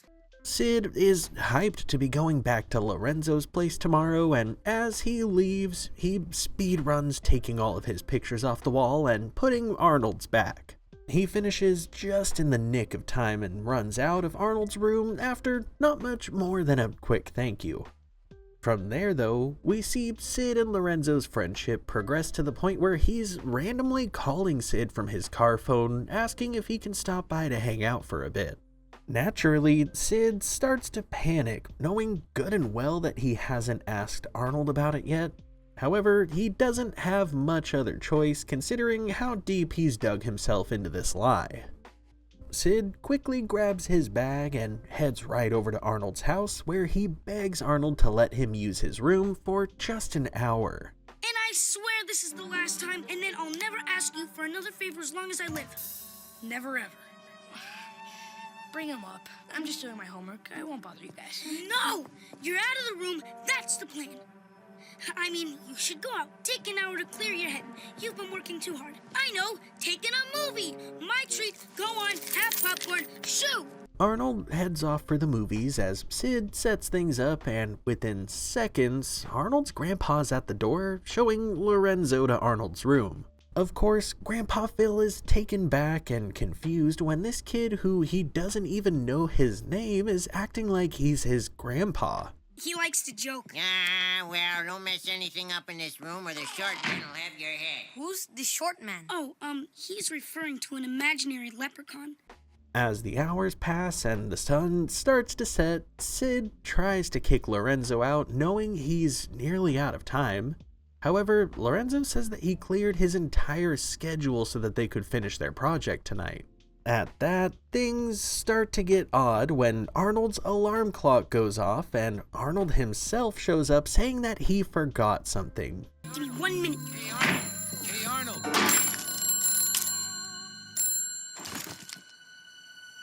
my head. I'm getting one of those surprise horrible headaches that I often get. Are you okay, Sid? Sure. I'll be fine. Good night. Take the roof. Right after Sid tosses Lorenzo out, he goes back down into Arnold's room to find him standing there with the Sid's room sign, confronting him about his elaborate scheme that he's cooked up. Sid tries his best to brush it off as a joke and part of their project, but Arnold ends up easily connecting the dots. I just wanted to impress him. This house is so cool. But Sid, sooner or later he's gonna find out you're lying. You should just tell him the truth and get it over with. No, it's too late for that. Look, I'll take care of it in my own way, okay? As time goes on, it's clear that the guilt of lying is starting to eat away at Sid, as he clearly feels bad for lying to Lorenzo. Eventually, when the two are at Lorenzo's house working on their project together, Sid decides that he's gonna come clean. However, before he can finish his sentence, Lorenzo remembers that he accidentally left his CD-ROM in Sid's computer. He grabs Sid by the arm and heads on out, insisting that they have his assistant drive them to his house. Which, obviously, is Arnold's house. Sid panics, trying to convince Lorenzo out of it any way possible, but it's no use. They end up going to Arnold's door as his grandpa answers, annoyed to see Sid yet again. Regardless of that though, he sends him right on up. Why are you knocking? It's your room. Hi, you guys are here already? What do you guys do? Share this room? Sometimes. Twice. I'm confused. I could have swore on a stack of phone books this was Arnold's room. Just then, Arnold's grandpa comes in with milk and cookies for all the boys, and within just seconds, he's spilled the beans that he isn't Sid's grandpa and this isn't Sid's room. Sid, this is Arnold's room, isn't it? I just wanted you to like me. I wanted you to be my friend. And I thought if you saw my real room, you thought you'd think I was plain and boring. And then you wouldn't want to be my friend. Sid, friendship is not about what kind of room you have. I didn't like you because I thought you had a cool room. I liked you because of you. Lorenzo tells Sid that he doesn't care about his room, and as long as he just stops lying, he's willing to still be his friend. At that, Sid agrees to start being truthful with Lorenzo, and as the boys all sit down to play cards together, the episode comes to an end. So this one is just such a rich episode as it pertains to Sid and the way that he rationalizes things, as well as his perceptions of himself. Throughout our journey so far, we've mostly seen him attempting to destroy another person's reputation, or at least take a stab at it. However, in this one, the pent-up frustration turns inward as he attempts to rewrite his own life and reputation. Most blatantly, this one puts on full display Sid's fragile identity and his deep-rooted insecurity. He doesn't feel secure or confident enough in who he is as a person. The fact that he pretended Arnold's room was his just to impress Lorenzo shows his ongoing battle with feeling inadequate. In a way, it's almost the same kind of vibe that we saw in Bag of Money, where he overcompensates by putting on a mask of moral superiority, and also Sid's Revenge, where he overcompensates with aggression and superstition. Furthermore, this one also doubles down on the symbolism of Sid's beetle boots and his leather jacket. They're his social armor that he can personally curate in order to feel like he has a taste of control in a life where he has nearly none. On that note, his idea to borrow Arnold's room is almost a large-scale version of that. He's borrowing the stability and identity that Arnold's room represents. He doesn't want to be himself or have his own room because he doesn't feel like there's much to be proud of there. And this episode is a broad spectrum example of that. However, one big thing that we discussed previously needs to be brought up again. That would be the coping mechanism that is Sid's chameleon persona. We've already covered his tendency to change based on who's around him, but in this episode that kind of rears its ugly head in the most dangerous form. Basically, identity theft. Like, to a degree, this one isn't just about impressing Lorenzo with the room. This one is about Sid escaping himself. Him pretending that Arnold's life is his whenever Lorenzo is around is like a short reprieve from the shame that he carries from just being Sid. The same shame that he covers up with that jacket and the beetle boots. And when you look at it that way, it's not really selfish or spiteful or anything like that. It's a clear indicator that he's just extremely uncomfortable in his own skin. It's even more sad when we consider the levels of self-preservation that this embarrassment and self-consciousness led him to. Like, just let it sink in for a moment that Sid didn't even tell Arnold, the most forgiving and empathetic person in the show. Arnold had to connect the dots and catch Sid slip up on his own, and even then he wasn't really mad at Sid for lying by any means. He just kind of encouraged him to tell Lorenzo the truth. Likely, Sid could have told Arnold his plot from the start and things would have played out completely differently than they did. Honestly, it really just comes down to the fact that Sid carries a pathological shame. He's willing to lie, hide, and lash out if it means not being seen for who he truly is underneath the mask that he puts on for everybody. It's a shame so strong that it overrides any sense of logic, and as the dominoes fall, it speaks to a deep emotional repression within him. Like, when you're truly that petrified of being found out, even kindness from somebody like Arnold can feel threatening simply because the topic is so sensitive to discuss out loud. On that note, we have to talk about the aggression that periodically popped up from Sid. Like, for example, the moment where Sid snapped at Arnold when he offered to stay, saying that he wouldn't bother Lorenzo and Sid. This is a very clear portrayal of how anger, a lot of times, really is just kind of a mask for shame. Sid gets frustrated with Arnold that he's wanting to stick around because that puts a damper on his plan, but at the core of that frustration, it's the shame and embarrassment over his own room to begin with. He's not mad at Arnold for wanting to stick around. He's terrified that Arnold is going to see through him because he stuck around. It's the same immediate knee-jerk angry response that we saw in Monkey Man when Sid lashed out at Monkey Man instead of realizing that the core of the issue is the actual people that wronged him. The sad truth is that Sid's default emotional response to vulnerability, more often than not, is hostility.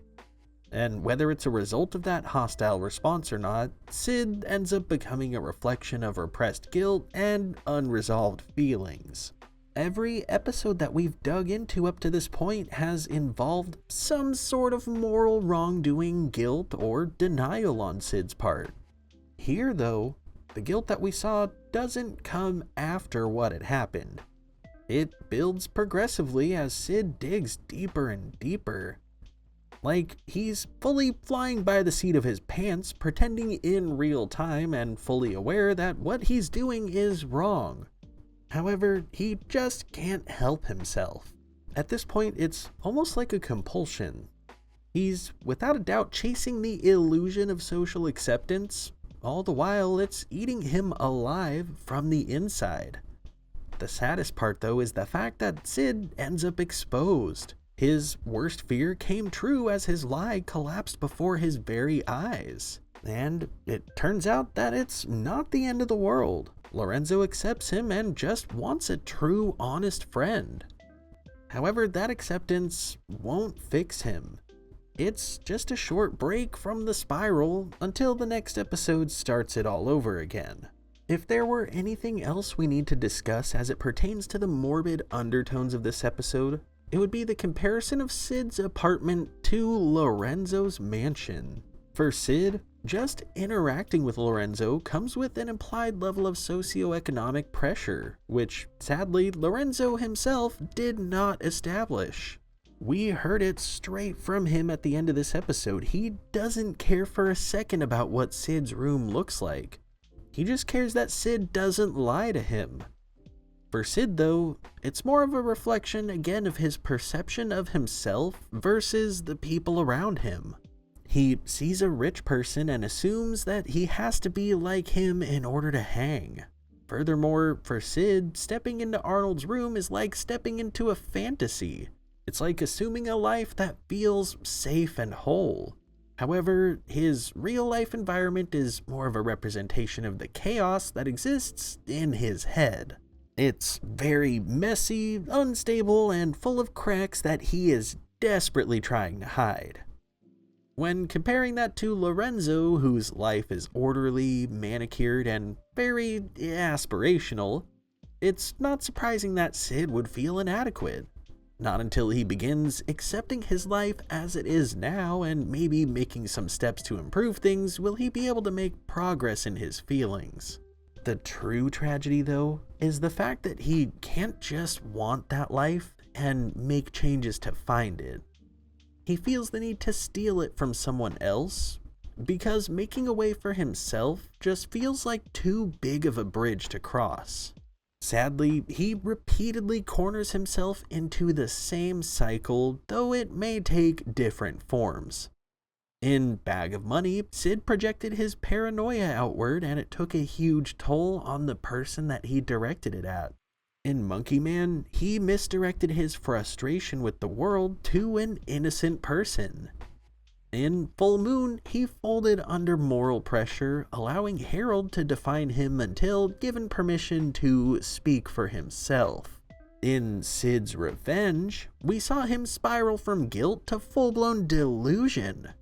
And now, in Arnold's Room, we've seen him build a facade to escape the guilt that he carries, just to realize that he can't fake self-worth. The hard part that he had to learn about living someone else's life, though, is that eventually you have to leave that fantasy and go back home. And when you do, that guilt doesn't just disappear. Sid is still that same insecure kid desperately trying to hold on to an image of confidence, even as it crumbles underneath his own self-doubt.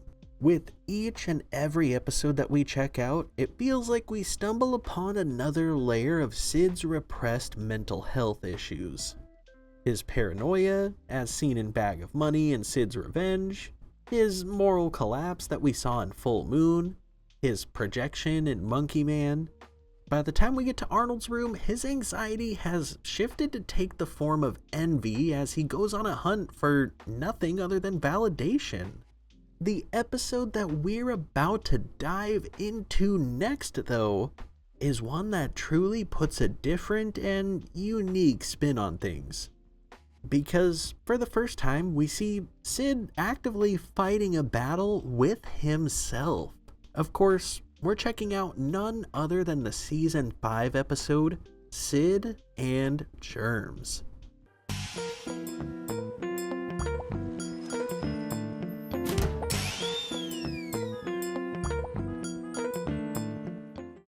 As this episode starts out, we zoom in on the park where Stinky, Arnold, and Gerald are watching Sid practice for the annual frog catching contest. We're all gonna be on the same team again, right? Sure. That's how we won the last 2 years in a row. I reckon them glory days are over, fellers. Stinky, what are you talking about? I heard Wolfgang and Edmund are entering the contest this year. They're gonna clean our clocks, no doubt about it. But we've got Sid. He's the champion frog catcher of PS 118. Sid starts talking about how much he loves frog catching. The mud, the frogs, the slime, he loves it all. Sid can even catch a frog in his mouth, a trick that he taught his pal Sydney, the first ever frog that Sid caught, who apparently lives under his hat. That's what I call dedication. See, Stinky, we've got nothing to worry about. We're gonna win that contest again this year.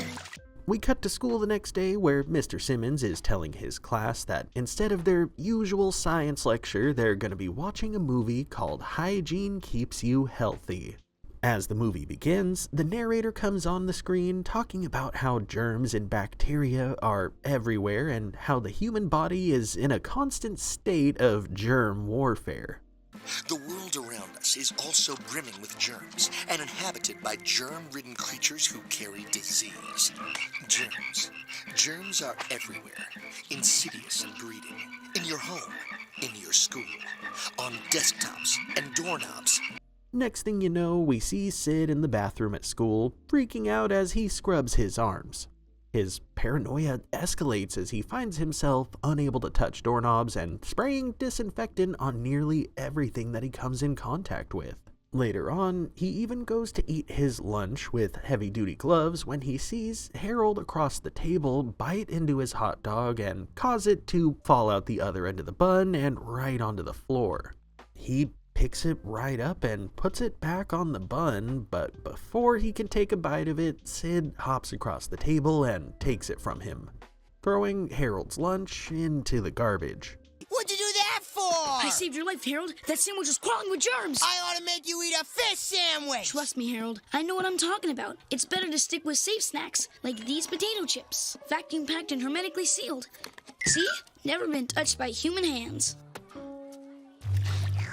Don't get him away from me! Sid, what about your lunch? Forget it, Arnold. I lost my appetite. Later that day, all the kids are at the lot playing baseball when things just kind of spiral further.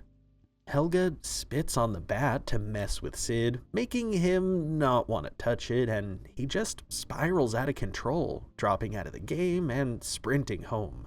Back at his house, we see Sid in his room scrubbing every surface with all of his belongings in bags tied shut.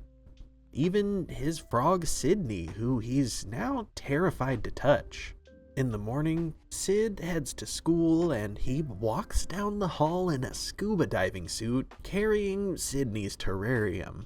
I can't keep Sydney anymore. He's too German. You take him. But he's your pet. That was in the old days, Arnold, before I knew any better. Sid, I hate to say this, but you're acting kind of crazy. I mean, you're letting your phobia about germs ruin your life. No, I'm not. I have a better life now. It's germ-free and hermetically sealed. Sid walks into class and everybody gasps at his outfit. Even Mr. Simmons, who suggests that they go talk to the nurse about his newfound interest in hygiene. Meanwhile, Arnold and Gerald worry about their frog-catching team crumbling to pieces because of Sid's phobia of germs. They try to talk him out of the diving suit. However, when Helga uses dirty chalkboard erasers to make Harold sneeze in Sid's face, he runs out of the class in a panic, refusing to even go to school anymore. You're all a bunch of disease-carrying, germ-ridden animals! Wait!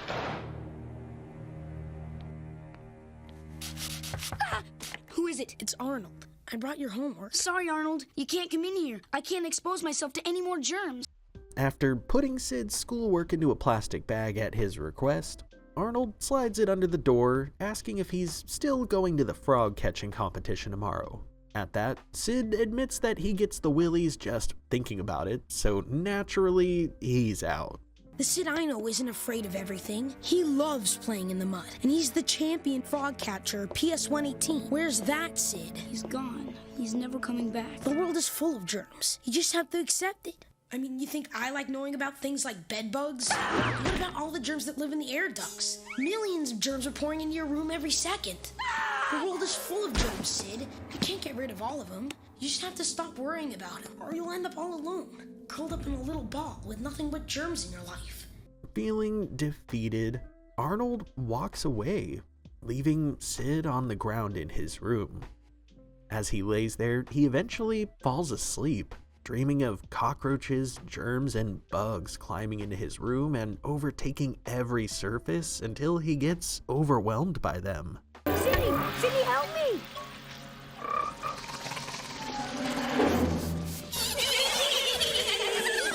Sweep all you want, Sid. The germs are now your masters. You only live to serve them. Sweep, dust, clean. Sweep, dust, clean. Dream Sid rips the puppet strings off of himself and goes to the window where he sees Sydney hopping off into the distance, where his friends are all playing together. He screams for their help, however, the tower of germs that he's built for himself is too far away, as he ultimately ends up being completely surrounded and consumed by them. Suddenly, he jolts awake in a panic, realizing that it was all a nightmare, as he hears the sound of Sydney still croaking outside of his door. He approaches apprehensively and works up the courage to open the door as he sees Sydney sitting there on his terrarium with just the saddest eyes. Sydney! Sydney! Oh, wonderful germy Sydney! I'm back! just like that, we cut to the park where the frog catching competition is about to start.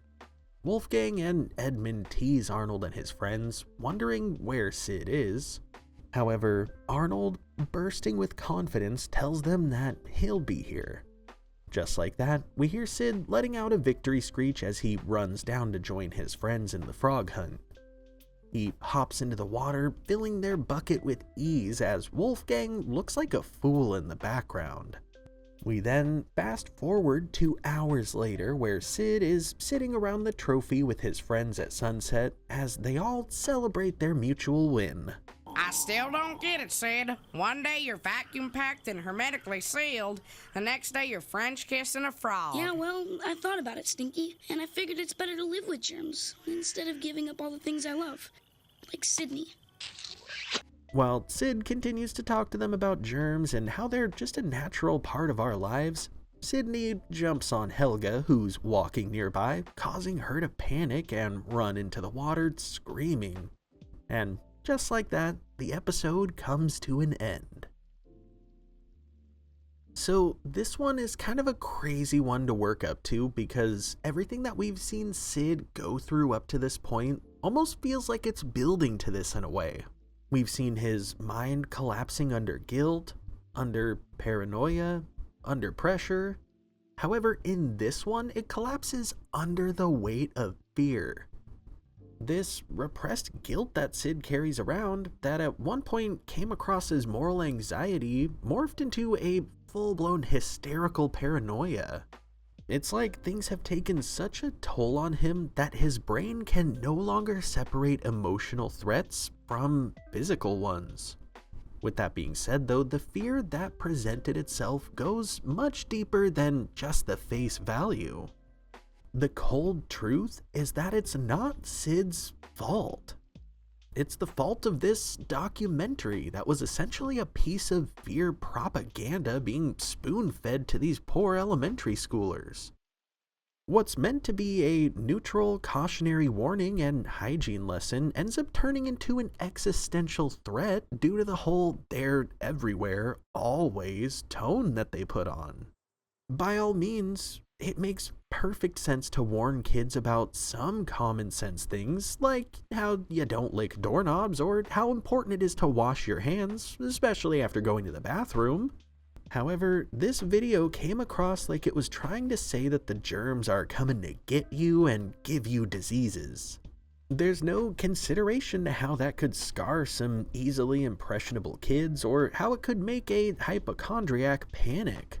We even see the damaging nature of this film acknowledged in the end of this episode where, in Sid's dream, the entire sequence looked like it had an old VHS scan filter going over it, and it also featured the narrator character from the movie, as he literally turned into one of the bugs that was after Sid.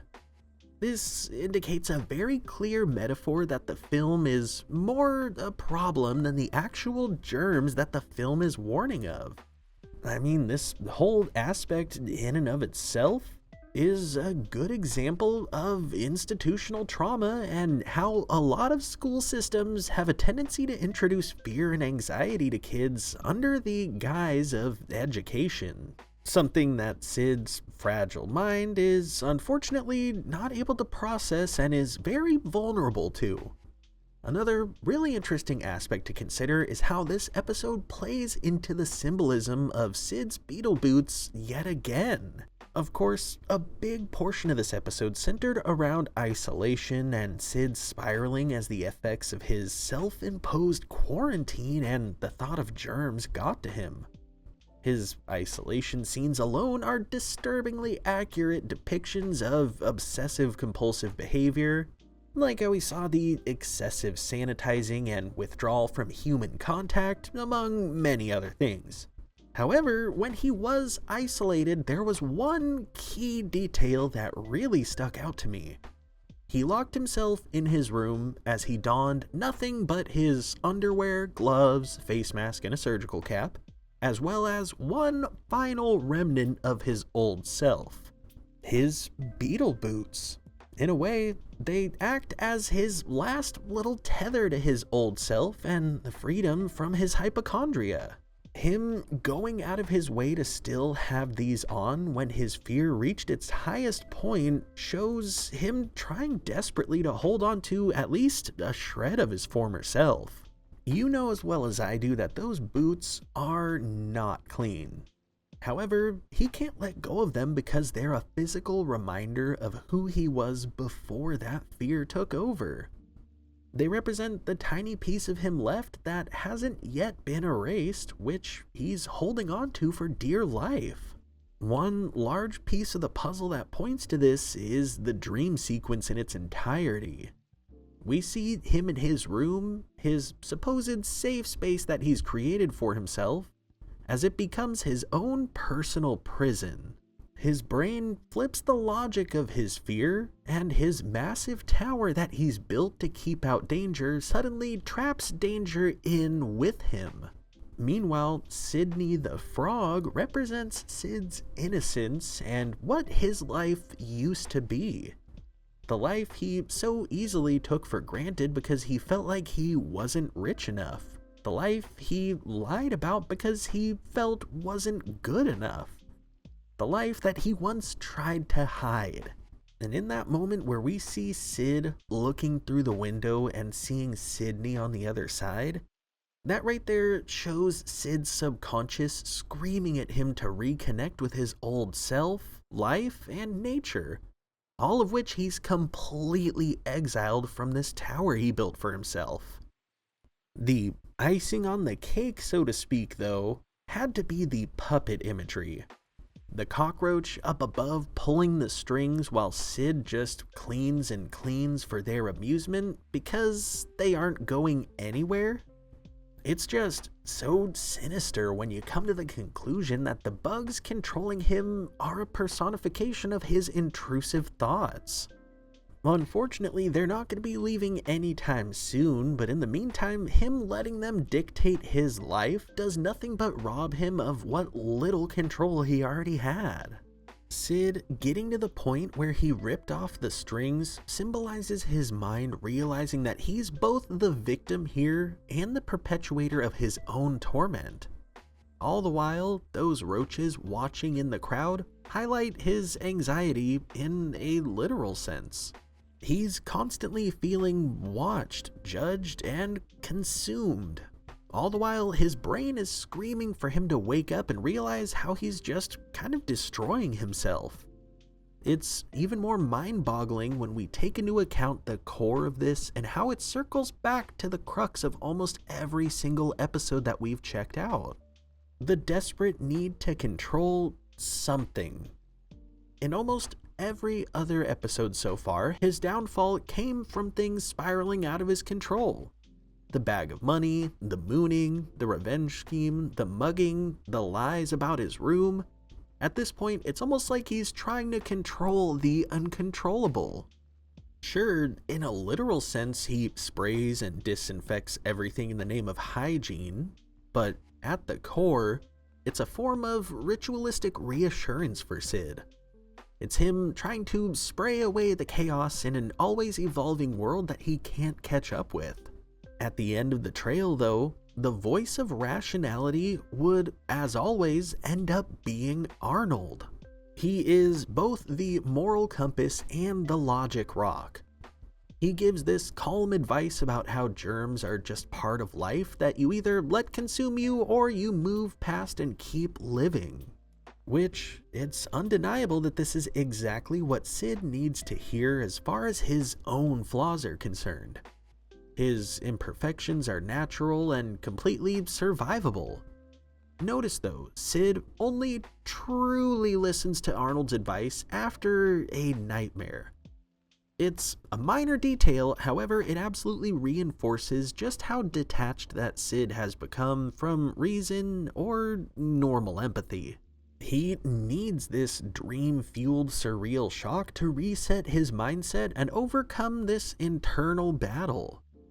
What's really interesting as well is taking in the symbolism of Sydney the Frog and how he played into all of this. Oddly enough, his name and existence are kind of reflections of Sid himself. He's a projection of Sid's innocence, curiosity, and his connection to his true inner self. When Sid gets to the point of handing Sydney over to Arnold, that right there is him symbolically abandoning himself. He's removing a part of himself to avoid contaminating the new version of himself that he's actively crafting. The fact that Sydney played the role that he did in the dream really does bring all of this full circle. He represents the missing, forsaken part of Sid, and also the answer to the issue at hand. A germ-covered symbol of love, friendship, and acceptance. The things that Sid truly needs to heal, both from this specific issue and his overall troubles in life. The most beautiful part of this one, though, would have to be the ending.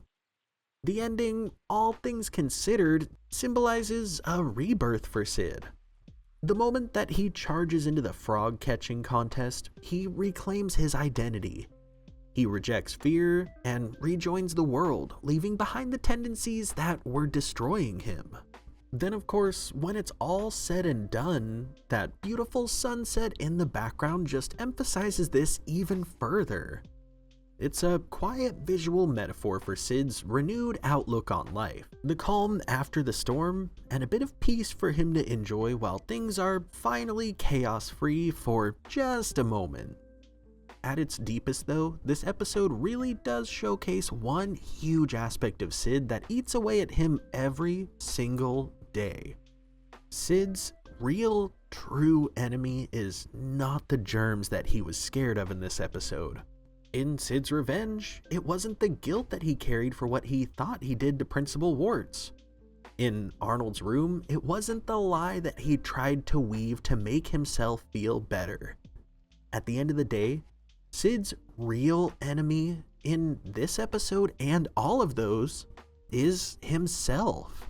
The inner part of him that analyzes every single mistake until his mind completely collapses. At the end of Sid and Germs, it feels like Sid finally broke free from the chains that were binding him. However, if we've seen anything, it's that change doesn't seem to ever last long for Sid. His mind has a habit of redirecting and finding a new thing to panic over. His guilt, shame, and need for control never really disappear. The core of that, though, is rooted in a lot of tendencies that Sid has carried since nearly the beginning of the show. Tendencies that could go back to his early childhood and genuinely could lay the foundation for every aspect of his character that we've analyzed so far. To get a glimpse at these tendencies, though, we have to go back in the series. Back to the pretty early days of Season 2. Up next, we're checking out none other than the iconic episode, Arnold Saves Sid. Cluck, cluck, cluck. Pancakes. Pancakes and halibut. Cluck, cluck. Pancakes and halibut. I told you, Arnold. They actually serve pancakes and halibut together. Yeah, it's a pretty weird combination. Especially the way they pour boysenberry syrup all over it. Soon as I save up enough money, I'm gonna buy a plate of them and bring it to show and tell. As Sid stands there counting his change right below the massive wooden sign, Arnold notices a small flock of birds land on it. He quickly realizes that this thing is barely holding on by a thread, and just then the sign starts to fall. As it rapidly plummets towards Sid, Arnold thinks on his feet, sprinting over to pull Sid out of the way. The two of them just narrowly avoiding the falling sign. I could have been killed. I don't think it would have killed you.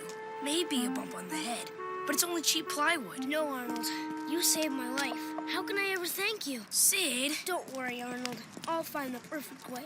Nothing's too good for the guy who saved my life. The next morning, we see Arnold preparing to leave for school as he finishes his pancakes that his grandpa made him for breakfast.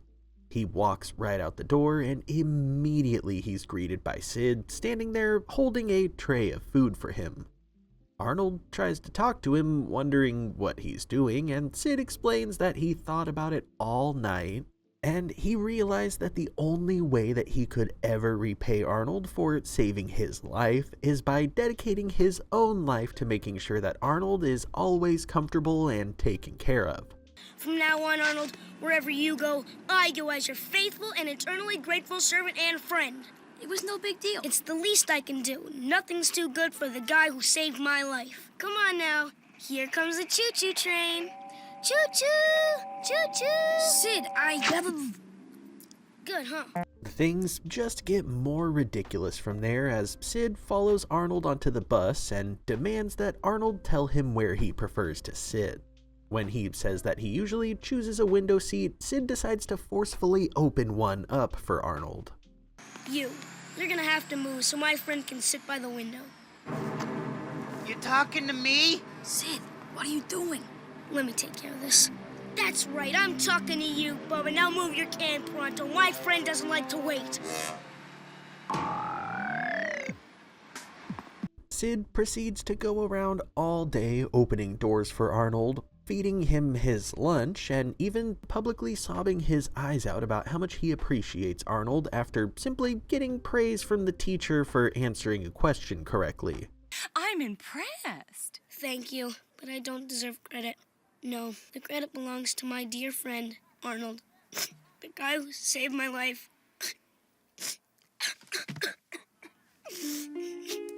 Eventually, Arnold decides to meet Gerald in the bathroom so that they can have a private talk, and even in there, Sid is trying to join Arnold and help him. Of course, Arnold demands that he wait outside, and as he and Gerald both go to the bathroom, Gerald gives him advice on how to handle this situation. He tells Arnold that it's pretty simple, he just needs to clearly tell Sid to stop. Just tell him? Sid's a bright kid. He'll understand. Yeah, just tell him. Sid, there's something I have to talk to you about, and it's real important, so... Do you want some more chocolate sprinkles? What? No, I don't want any more chocolate sprinkles. Sid keeps interrupting Arnold, offering anything and everything that he can think of to make Arnold more comfortable, and at that, Arnold tells him that what would really make him more comfortable would be if Sid would stop trying to do things for him. The truth is, I would really like you to stop. I understand, Arnold. So no more making me lunches, or dusting off my desk, or opening doors, or holding down the button on the water fountain for me, okay? Sure, Arnold. Anything you say. So we have an understanding, right? Absolutely. Good. The next morning, Arnold wakes up bright and early to the sound of Sid steam pressing his shirts in his bedroom. Sid greets him with a smile, telling him that his breakfast is ready, his shoes are polished, and that his shirts are almost finished. Arnold reminds him of their talk yesterday, but Sid says that he knows good and well that Arnold didn't mean any of that, and that he was just saying it to make Sid feel like he doesn't need to do it. At that, feeling defeated, Arnold goes to his grandpa for some advice. Let me guess, you saved your friend's life and he decided to make it up to you by being your slave. Yeah. And then he follows you around, opening doors, making your breakfast, and never giving you a minute's peace. Exactly. How would you know all this? Exact same thing happened to me when I was a kid.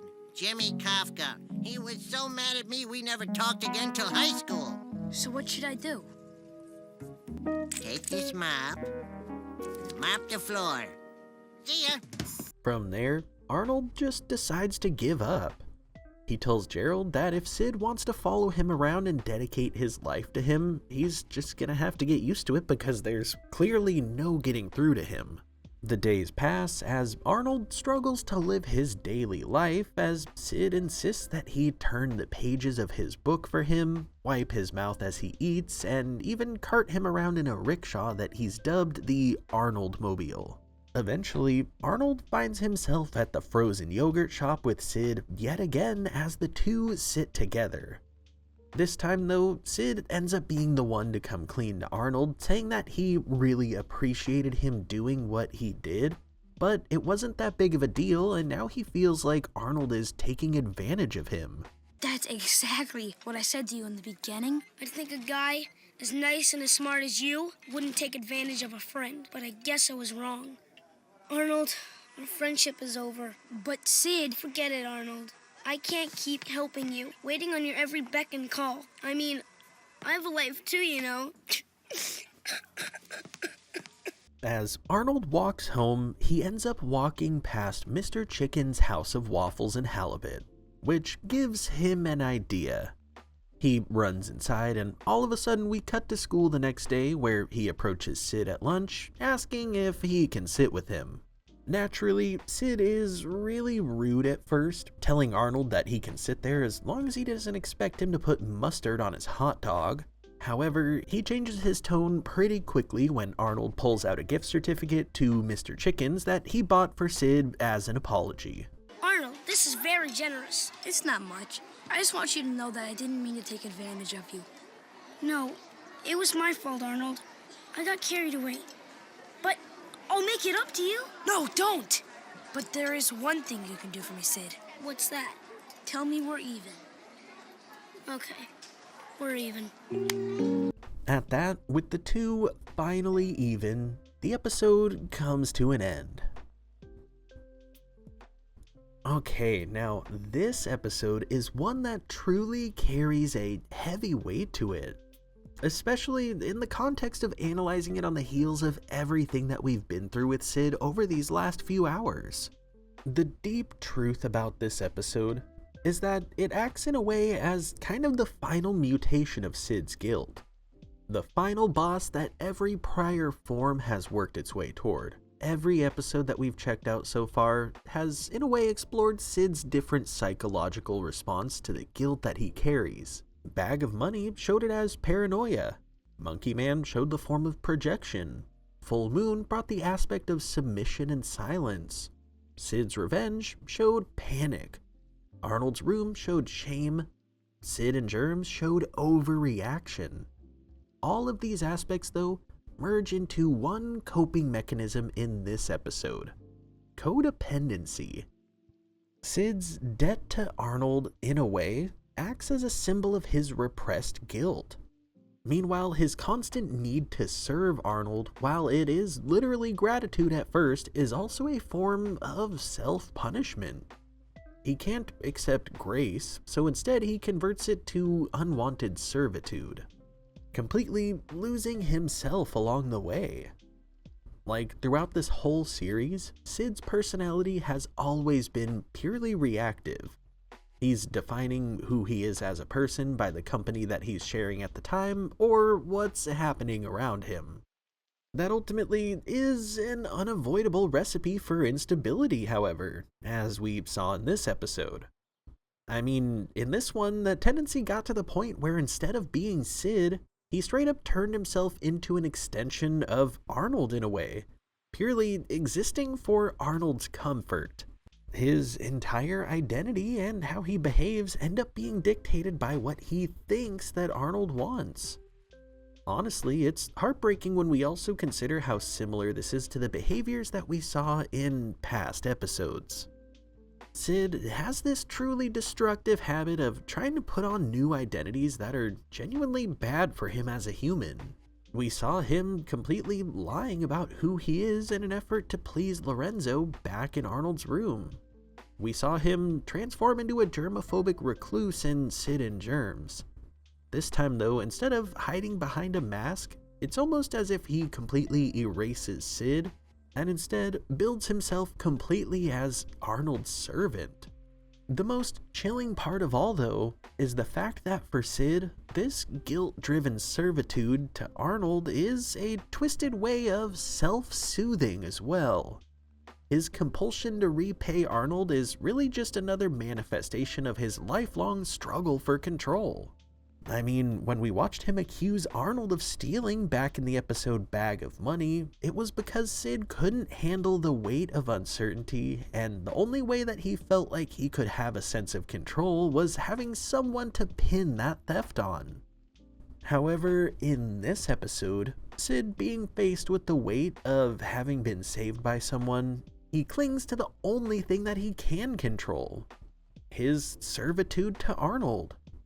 In his mind, things are unbalanced. However, if he's always doing something for Arnold, then the natural balance of his universe feels like it's stable for that moment. That illusion of balance comes at a high cost though, as he saw. He'd sacrificed his mental health, his sense of self, and his autonomy, not just in the name of serving Arnold particularly, but instead in an effort to cling to the idea that the world only makes sense when debts are even.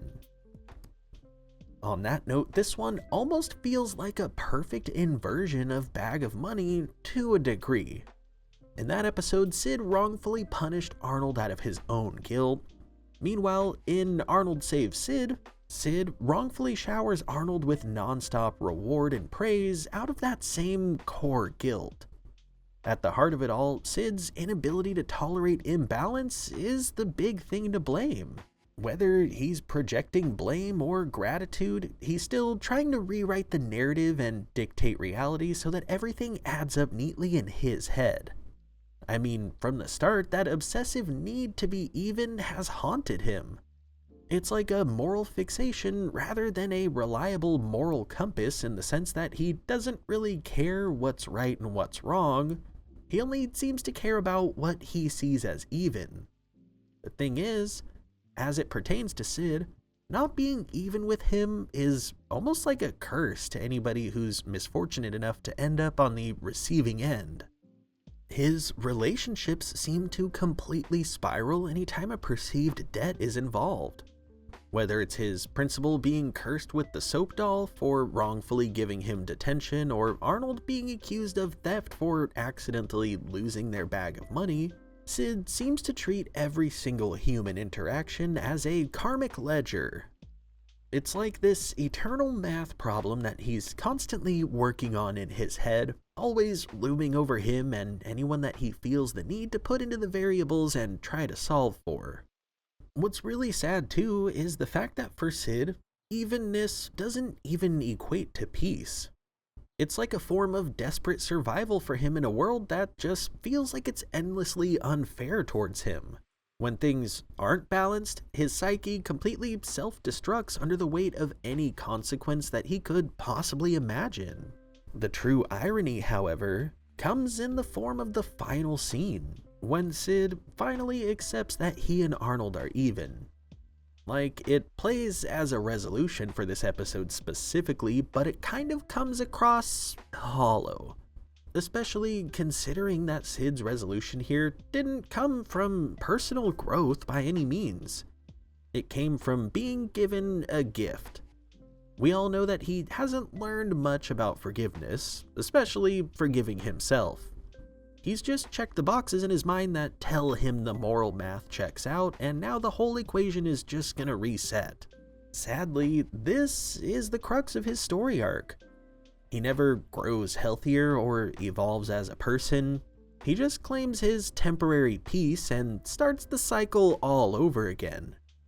His thank you to Arnold at the end is really just a thank you for letting him escape the hamster wheel that is his mind, if only for a bit. Because, let's just be honest, we all know that Sid is going to end up here again. Every episode that we've covered here has one massive thing in common. Sid fighting an imaginary external force.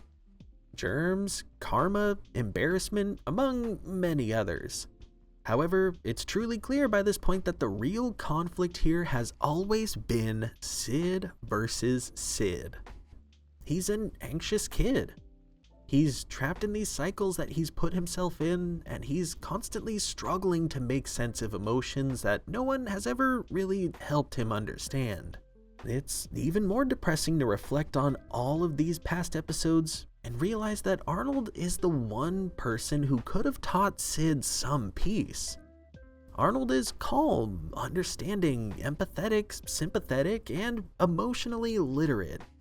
But Sid never really learns how to mirror Arnold's composure. There may be times when he mirrors Arnold's actions, however, without emotional grounding, those actions end up becoming worthless. By the end of everything here, Sid is just left with a sense of false closure. The gift certificate scene may feel like it's a happy ending and a full resolution, but you know without a doubt that it's only until the next imbalance tips his world off kilter. This episode was from Season 2. And even as far as season 5, we've seen Sid perpetuating these same tendencies over and over again. The reason behind that is the fact that there's never any resolution to the true core of the issue.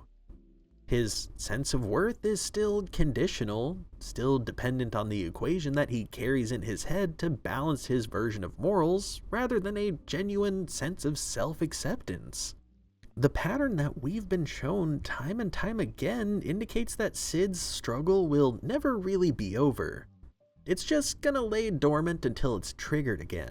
What's truly beautiful though, in stark contrast to Sid's story, is the way that where this ends, Stinky's story kind of begins.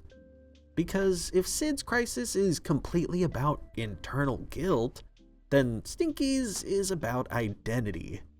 Where Sid tends to completely overcompensate for a lack of control, Stinky overcompensates for a lack of understanding. A lack of understanding himself, others, and how people view him.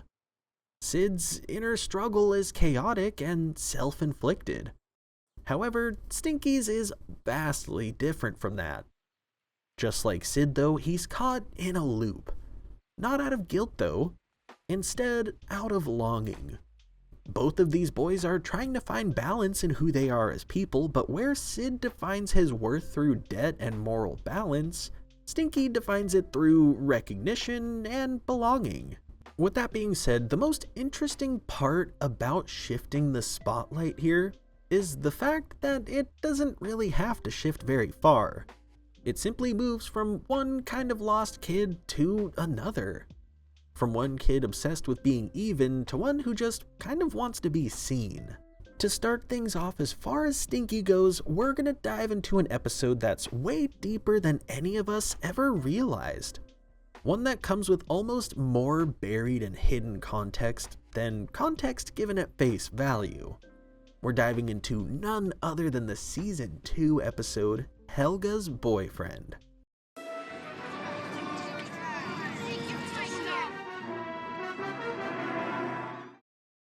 This episode starts out at the Avon movie theater where we see Helga sitting behind Arnold and Gerald as they take in this movie that sees a man and a woman kissing when another woman nearby gets jealous because she wanted that guy. At that, the woman kisses the man nearest her in an effort to make that other guy jealous, which actually works perfectly. Helga, who's been fawning over Arnold this whole time, gets an idea for a nasty scheme. I need someone to make Arnold jealous. Some sap I can order around, like a boyfriend. But who? Who's the perfect chump? Let me put this in terms you'll understand. I'm hiring you to be my boyfriend. I'll pay you a candy bar a day. Deal? Why, Helga, I hardly know what to say. I mean, I guess I find you attractive in your own way, but I never realized the extent of your feelings for me. Oh, don't flatter yourself, kid. With the added catch that the candy bar be a Mr. Nutty bar, Stinky agrees to be Helga's paid boyfriend, and just like that we cut to the library where she's trying to instruct him on all the things that she expects him to do for her. However, when Arnold walks into the library as expected, her hired boyfriend doesn't get very far. Stinky pulls out her chair and causes her to fall to the ground, all the while showering her with verbal praise that Arnold can't even hear because he has headphones on. To top it off, after like all of 2 minutes of sitting in the library, Arnold leaves, leaving Helga frustrated. From there, we cut to the roller rink where Helga has Stinky on skates, expecting him to put on a grand show with her. Did I mention that I don't know how to skate? Boy, Steve, it's always me. Can't you think about anybody else for a change? Let's go! Helga instructs Stinky to spin with her and lift her up into the air, which he surprisingly does without issue, until he loses all stability and sends her flying. After that, the two go to the park where Arnold and Gerald are playing catch, and they decide to sit on a bench together as Helga hopes to get Arnold's attention. Sadly though, it doesn't work, as the only attention she catches is from bees who are very interested in the flower that she has in her hair.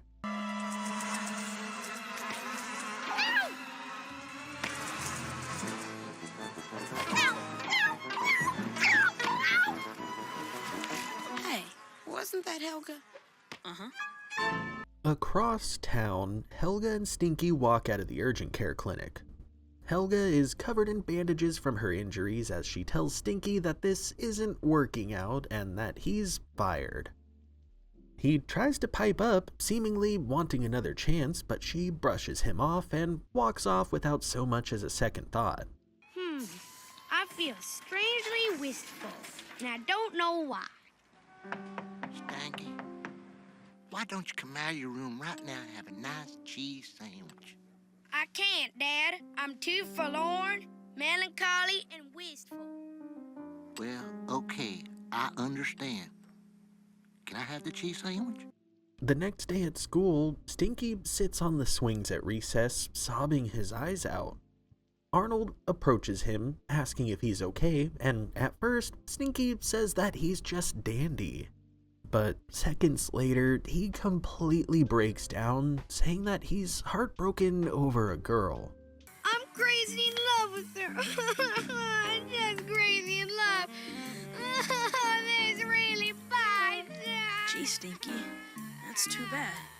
Who's the girl? If I tell you, will you promise not to tell anyone? Sure. Okay. Helga Pataki? Later on in the halls, Stinky tells Arnold about how the more he got to know Helga, the more he saw the true person behind the mask that she puts on. He talks about how he finds her bossiness and name-calling charming and how he genuinely misses her.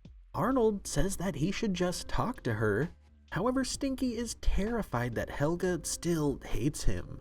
Look, it's just not right walking around hopelessly in love day after day with no relief. I know. You've got to do something about it, Arnold. All right, I'll talk to her. My plan worked. He noticed me. He can't resist me anymore. At last, my precious. Don't ever sneak up on me like that, you little wing-haired spitwad. Arnold asks Helga if he can talk to her, and as they get through the conversation, they end up planning to have Helga meet his friend who likes her in the park by the tree behind the pink bench after school. As Helga operates under the assumption that Arnold himself is the one that's going to be meeting her, we cut to the park where she carves his face into the tree while waiting. Eventually, though, she's shocked when none other than Stinky shows up. Beat it. I'm meeting somebody here. Yeah, I know. It's me. You? I'm the boy who likes you. I think we could be really good together. 'Cause, well, I think I love you. You love me?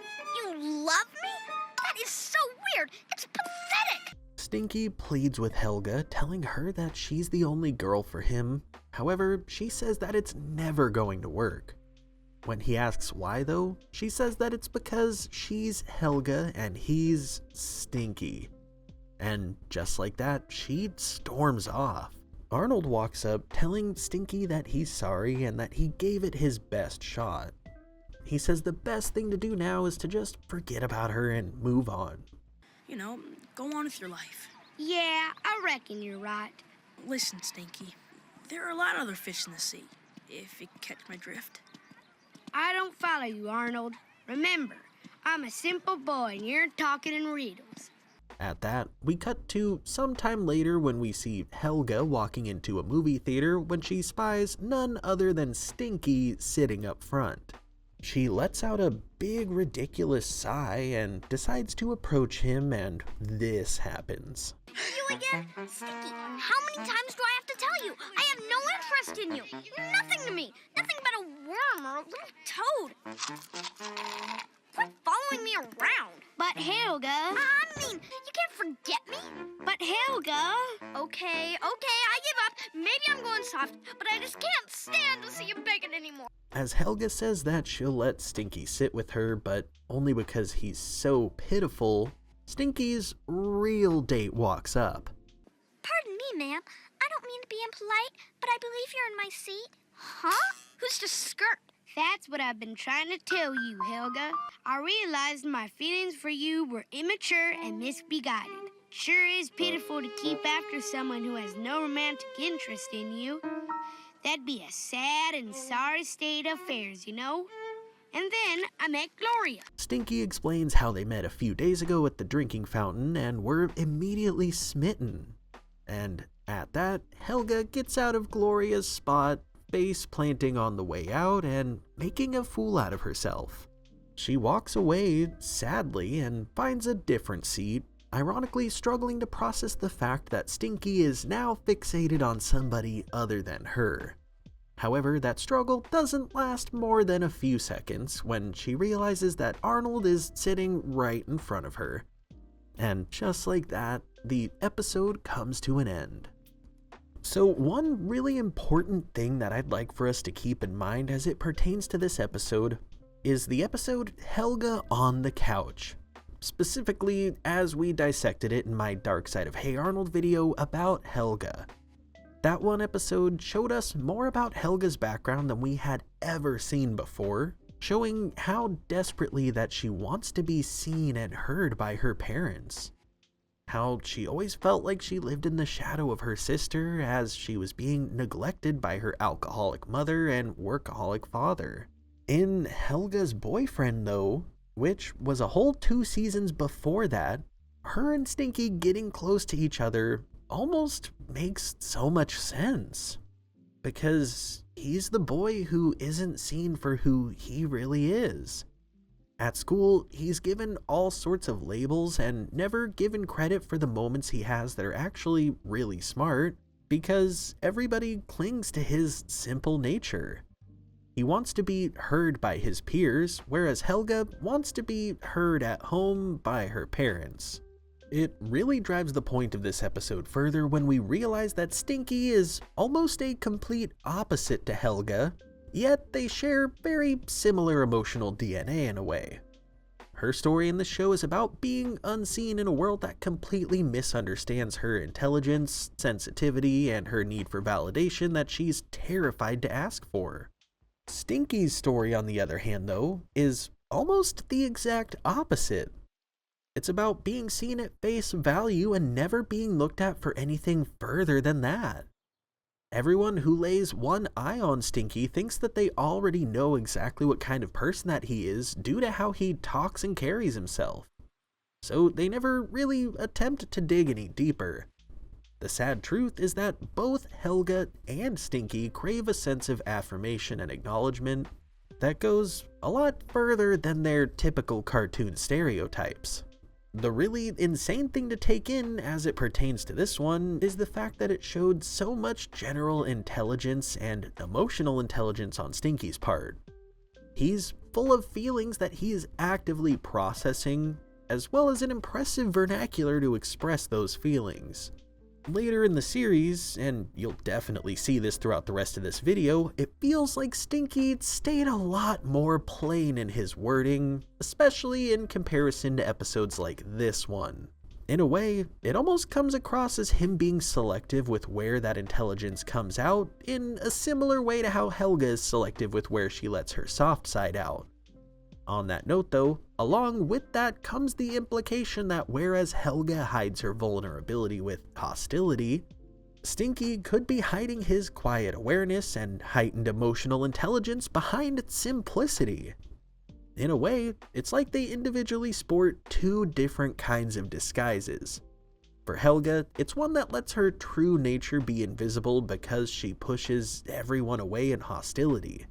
Meanwhile, for Stinky, his true nature gets to remain invisible because his disguise is one that disarms people from looking close enough naturally. As far as their half an episode long relationship goes though, it stings extra painfully when we keep in mind that for Helga, she sees someone who she deems as easy to control. Someone she can steamroll into doing what she wants. Meanwhile, for Stinky, he's finally seeing someone who chooses him for once. He's under the impression that she could actually be interested in him because, of course, he has no clue that she's actually just trying to make Arnold jealous. However, little does he know, just a day before their arrangement was made, she was just thinking about who the perfect chump is that would be dumb enough to be her paid boyfriend, and Stinky was the first person to come to mind. it hurts to realize that her using that perfect chump line, then us hard cutting straight to Stinky's face, it's not just a joke. It's a sad commentary on how everybody at school sees Stinky. Sure, Helga put it as rude as she possibly could, but the general consensus among everybody at school is that Stinky is a simpleton. Meanwhile, us, the audience, on the other hand, we know that he's relatively capable. He has intelligence when he applies himself. Like when he says, Why, Helga, I hardly know what to say. I mean, I guess I find you attractive in your own way, but I never realized the extent of your feelings for me. Like comparing that to how he follows it up with, hot dang, you got yourself a hired boyfriend. It just shows that there is eloquent wording and emotional intelligence going on in Stinky's brain, but it feels like that will never be recognized by everybody else because he's selective about when it comes out. This episode paints Stinky in an especially impressive light when we consider the general fact that not only did his dialogue show poetic phrasing and eloquent vocabulary, but overall, the way he talked about Helga when she first came to him showed a pretty strong level of emotional insight. He's noticing Helga's pain and how badly she wants to make Arnold jealous, even though she's not specifically telling him that's what's causing her turmoil. He's picking up on those strong feelings behind her approaching him, and he's responding to them with tenderness. A trait that we're surprisingly used to seeing from Arnold, which Stinky is seemingly capable of. If we're truly being honest, it's the small things like this which really make a world of difference and start to make us wonder just how much more Stinky really has going on in his mind than he leads everybody to believe. One specific instance that comes to mind in that regard is the moment where Stinky is sitting on the swing set and just bawling his eyes out. We see Arnold come up and ask if he's okay, and immediately Stinky's knee-jerk reaction is to tell him that he's just dandy between sobs. Of course, in that same sentence, he goes right into talking about how heartbroken he is, and he quickly transitions to wearing his heart on his sleeve. However, that initial "I'm okay" sentiment not only highlights his general emotional awareness, but in a way also a sense of not wanting to burden Arnold with his emotional issues. Like, let's just be honest here, if it was someone like Harold giving that kind of response, it would absolutely be due to not wanting to expose his true feelings and why he's upset, because characters like Harold don't like showing tender emotions. Stinky, though, oddly enough, isn't afraid to show his feelings, whether that be eloquently or in a more simple manner. With that being said, this definitely could be Stinky realizing that Arnold is already practically carrying the emotional weight for the entire school, and that he would feel guilty adding his emotional turmoil on top of everything that Arnold already has on his plate. In like a super high level meta sense, it's almost like a fourth wall break in the way that Stinky knows good and well that he's not fine. However, he's trying not to add to the weight that Arnold already carries as the show's moral compass. And that right there, without a doubt, highlights Stinky's selflessness. Something that Stinky never really gets credit for in this show. The irony in Stinky of all characters being emotionally literate, though, is one that truly hits hard. Like, in a cast full of kids who act out their emotions through chaos or other means, Stinky is a rare one who, like Arnold, feels his emotions fully without imposing them on others, which is a huge thing to consider as far as his character goes. With that being said, however, it definitely makes sense that his hurt would cut so deeply. Stinky feels things deeply. That's exactly what makes the moment when Stinky professes his love to Helga so tragic. She literally shoots him down and says that it's never going to work simply because she's Helga and he's Stinky.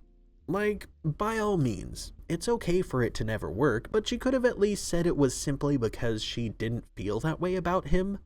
Her summing it up to "because you're Stinky" comes with a certain implied level of cruelty. Like, she doesn't just reject his affection, she comes across with a sentiment of Stinky being a simpleton who shouldn't get to want the things in life that other people want. Like, he's not worthy because he's Stinky. The worst part too is the fact that she's not really rejecting the true Stinky. She's rejecting the caricature of him that's been built around the school through everyone's assumptions about him. What hurts even more as well is the fact that this is coming from Helga of all people, one of the most complex characters in this show. This shows one of Helga's most glaring blind spots. The fact that she's so frustrated for being misunderstood, however, she refuses to offer empathy to somebody who's equally as misunderstood and frustrated about it. In a truly sad and roundabout way too, it's almost like a sense of self-loathing in disguise for Helga. She seems to kind of project her own insecurities onto Stinky. In a way, she worries that she's unlovable, so she treats Stinky like he's unlovable, after deeming him as a chump who's dumb enough to be her paid boyfriend. In all reality though, this one shows a very bright and true aspect of Stinky's character. The fact that he moved on and found somebody else, letting what happened with Helga and everything she said be water off the duck's back. The way that she moved on wasn't naive by any means. It was acceptance and growth. He didn't suppress the heartbreak, he processed the feelings it made him feel, and he moved forward. Meanwhile, Helga was the one who ended up struggling when she saw Stinky with Gloria. Her jealousy said it all, 100%. She's the one stuck in the emotional loop that she accused Stinky of being in. All the while, he just evolved into a better version of himself. Honestly, there's a huge lesson to be learned from Stinky here. This episode excellently symbolizes him as a person and his simple lifestyle pretty well. That water off the duck's back philosophy isn't just rural wisdom. It's how he survives being underestimated by everybody around him constantly. He doesn't dwell on the things that he can't control, and he can move on and focus on things in life that do spark joy for him. He doesn't carry resentment because doing so would require thinking for even a second that other people's opinions define him. The truth is, that's what makes Stinky so silently powerful as a character. He's surrounded by peers who are obsessed with being cool and maintaining their self-image, while he carries a valuable tool that none of them seem to have: an emotional peace of mind. In a world that shames vulnerability and pushes toxic masculinity, Stinky is comfortable openly crying, admitting his love, and talking about his feelings in a public setting. As much as that comes with a power that not many others possess, it's also truly amazing to take in, especially considering how rare that is for male characters in media in the 90s. Ironically, it makes Stinky, beside Arnold, one of the most emotionally honest boys in the show. He's not afraid to be open with those raw emotions, and the way that this one puts that on display really shows you what kind of person that Stinky is. As far as Helga goes though, this one really did shine a gross light on her, and it's one that in a lot of ways brings out the worst in her. This episode truly highlights the way that Helga uses people to fill emotional voids. Meanwhile, in contrast, Stinky is more one to give freely without demanding control the way that Helga does. It's truly ironic when you consider that she labels him the chump when he's arguably healthier than she is emotionally. With that being said though, the way that Helga treats Stinky in this episode truly does go deeper than just his demeanor and his simple nature. It's also a subtle statement about classism. In all fairness, when Helga explained why her and Stinky would never work, she left it offensively vague. However, it does need to be considered that Stinky's family is implied to be pretty poor. Not only do they live on a barren farmhouse in the middle of the city, but also the way they dress and their dialect. I mean, they literally named their kid Stinky. The people who wrote this show really did jump through a few hoops to reinforce that he's low status, quote unquote, and that's something that we'll see a lot more of in the next few episodes. The point being, though, Helga's rejection and her open explanation of "because you're stinky" absolutely comes with an air of classism, and it shows how social hierarchies tend to trickle down through society even as early as elementary school. Even then, though, Helga's crummy treatment towards Stinky isn't an indicator of the value of his experiences or his thoughts and opinions. She can be a bullheaded jerk all she wants, but at the end of the day, Stinky is the one who ended up with someone new. In a sense, Gloria acts as a symbolic balance. It's the show rewarding Stinky's open emotional honesty with peace. He's not chasing validation like Helga is doing herself while accusing Stinky of doing the same. He's just living his best life and enjoying every second of it without Helga. And for me personally, I think that's why I appreciate the balance between Sid and Stinky as friends. Where Sid represents guilt, his stories revolving around imbalance and panic, Stinky represents grace, balance, and a degree of acceptance. Together, they form two halves of the same coin, and where Sid immediately breaks under guilt, Stinky tends to bend under pressure. But he has an impressive tendency not to snap. After non-stop digging into Sid, who has a really voracious tendency to destroy himself in the name of fixing moral equations that he's the only one keeping track of, it's like a breath of fresh air to take in a character like Stinky, who a lot of times accepts what it is. It's amazing to take in the way that this show utilizes so many different characters to teach the same core audience a different kind of maturity between them. Truly, it's amazing to take in just how much Stinky, especially early Stinky, was such an underrated emotional anchor in a way. Sure, he may not be the class philosopher like Arnold is, but he does show some pretty genuine emotional intelligence through his actions and reactions. In a way, it's almost like his simplicity is his wisdom. However, where Helga's boyfriend served to show us the grounded side of Stinky, the part that's capable of empathy and an unexpected level of maturity, the next episode we're going to check out is one that shoves him right into the spotlight, resulting in a very literal turn. His simple, genuine nature ends up taking a punch to the face from fame, ego, and the idea of what it really means to be valued. We're diving into none other than the Season 3 episode, Stinky Goes Hollywood. This could be you. Enter the Yahoo Soda Spokeskid contest. Wow, that means you could be me, right? Or me. Or me. Not that I'm bragging or anything, but with my sense of fashion and style, I'm obviously a natural. As all the kids run off to try out for the open audition today, Arnold spies Stinky sitting on his porch. He approaches him asking if he wants to come with, but Stinky says that he isn't cut out for any of that Hollywood stuff. You gotta be something special to get fit for something like that. And if there's one thing I know, it's that I just ain't nothing special. Come on, Stinky. That's not true. Yes, it is, Arnold. I've never been too good at sports or games, and I never get the best grades on my schoolwork. And I ain't the funniest or the most popular kid. Ultimately, Arnold convinces Stinky to at least come with to watch the auditions, and just like that, we cut to the theater packed with thousands of kids, all hoping to land the part. The kids take to the stage, and one by one, they're each dismissed by the director, who doesn't see potential in any of them.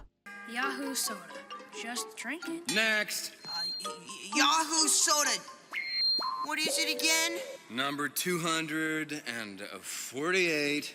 Drink Yahoo Soda. It's really great. I'm telling you, it's the best soda, okay? How old are you? I'm 7 years old. I'm a little kid, see?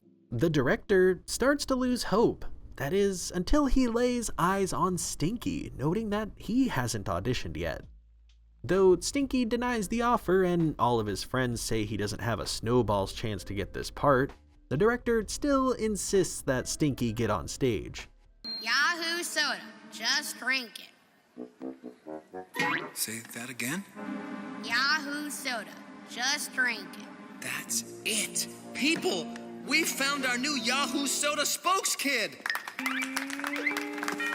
I see big things for you, kid. Commercials, magazine layouts. You are gonna be big. Oh, are you gonna be big? Some time later, we see Stinky walking to his first day of filming with Arnold accompanying him as he talks to him about how dumbfounded he is that he got this part. Arnold says that they must have seen something special in him, but Stinky says that he still has absolutely no idea what that could be. Despite the confused apprehension, however, he still takes to the stage with confidence, delivering his line. Yahoo soda. Just drink it. Cut! Perfect! This kid is a natural! Let's get one for protection. I reckon I'm getting the hang of this, Arnold. Action. It ain't no city soda, it's Yahoo. Action. Alls I know is, you better not touch my Yahoo. Stinky's peers from school end up absolutely dumbfounded that he's gotten so big and jealous that he's so quickly becoming a local celebrity. That is, except for Arnold, who says that he's actually really happy that Stinky was chosen for the role. Well, I always knew he could do it. No, you didn't. You said he didn't have a snowball's chance of getting picked. Well, that was before I realized he had so much talent. From there, Stinky just seems to get bigger and bigger as he ends up being the guest on a local primetime talk show and landing more commercials, photo shoots, and contracts. As time goes on, his peers end up fawning over him more and more, all acting like they never had any doubts in him in an effort to get his attention. I always believed in you, Stinky. Me too! Can I have your autograph? It's a miracle they didn't discover you sooner. Stick monster, wait up!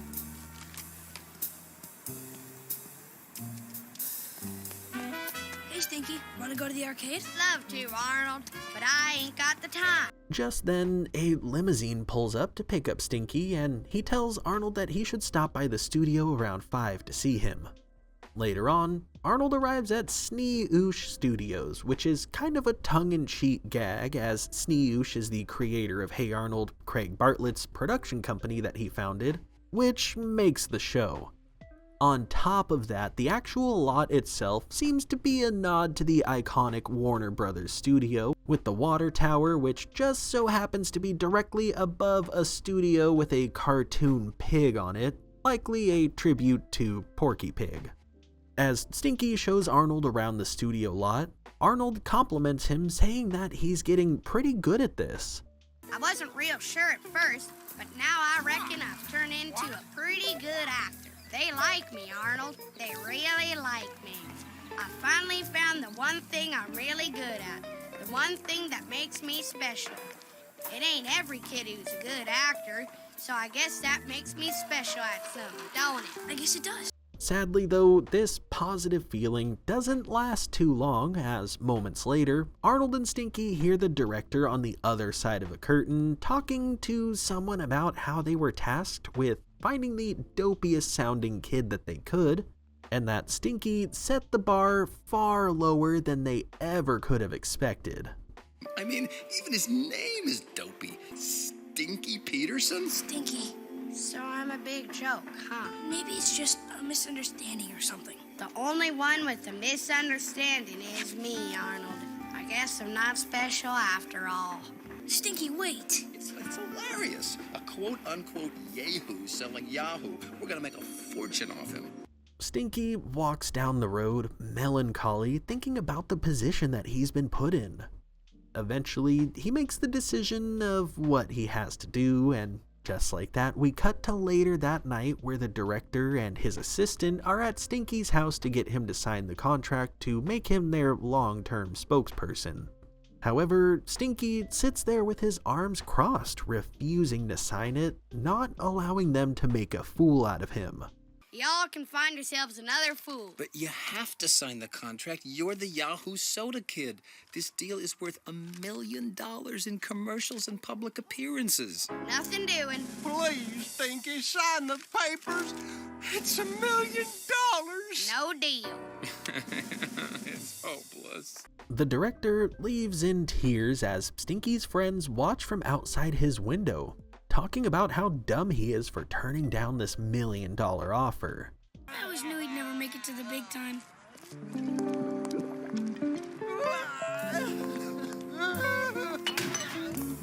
The next day, we see Stinky in the park standing with Arnold as his billboard is painted over.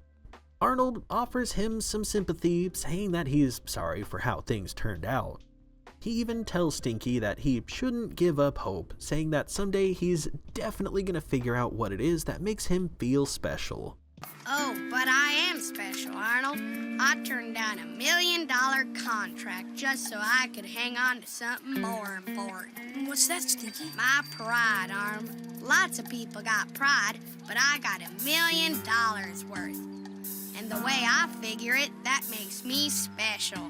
Yeah, I guess it does. As the two walk away, Stinky finally makes the ball into the cup that he's been playing with pretty much the entire episode.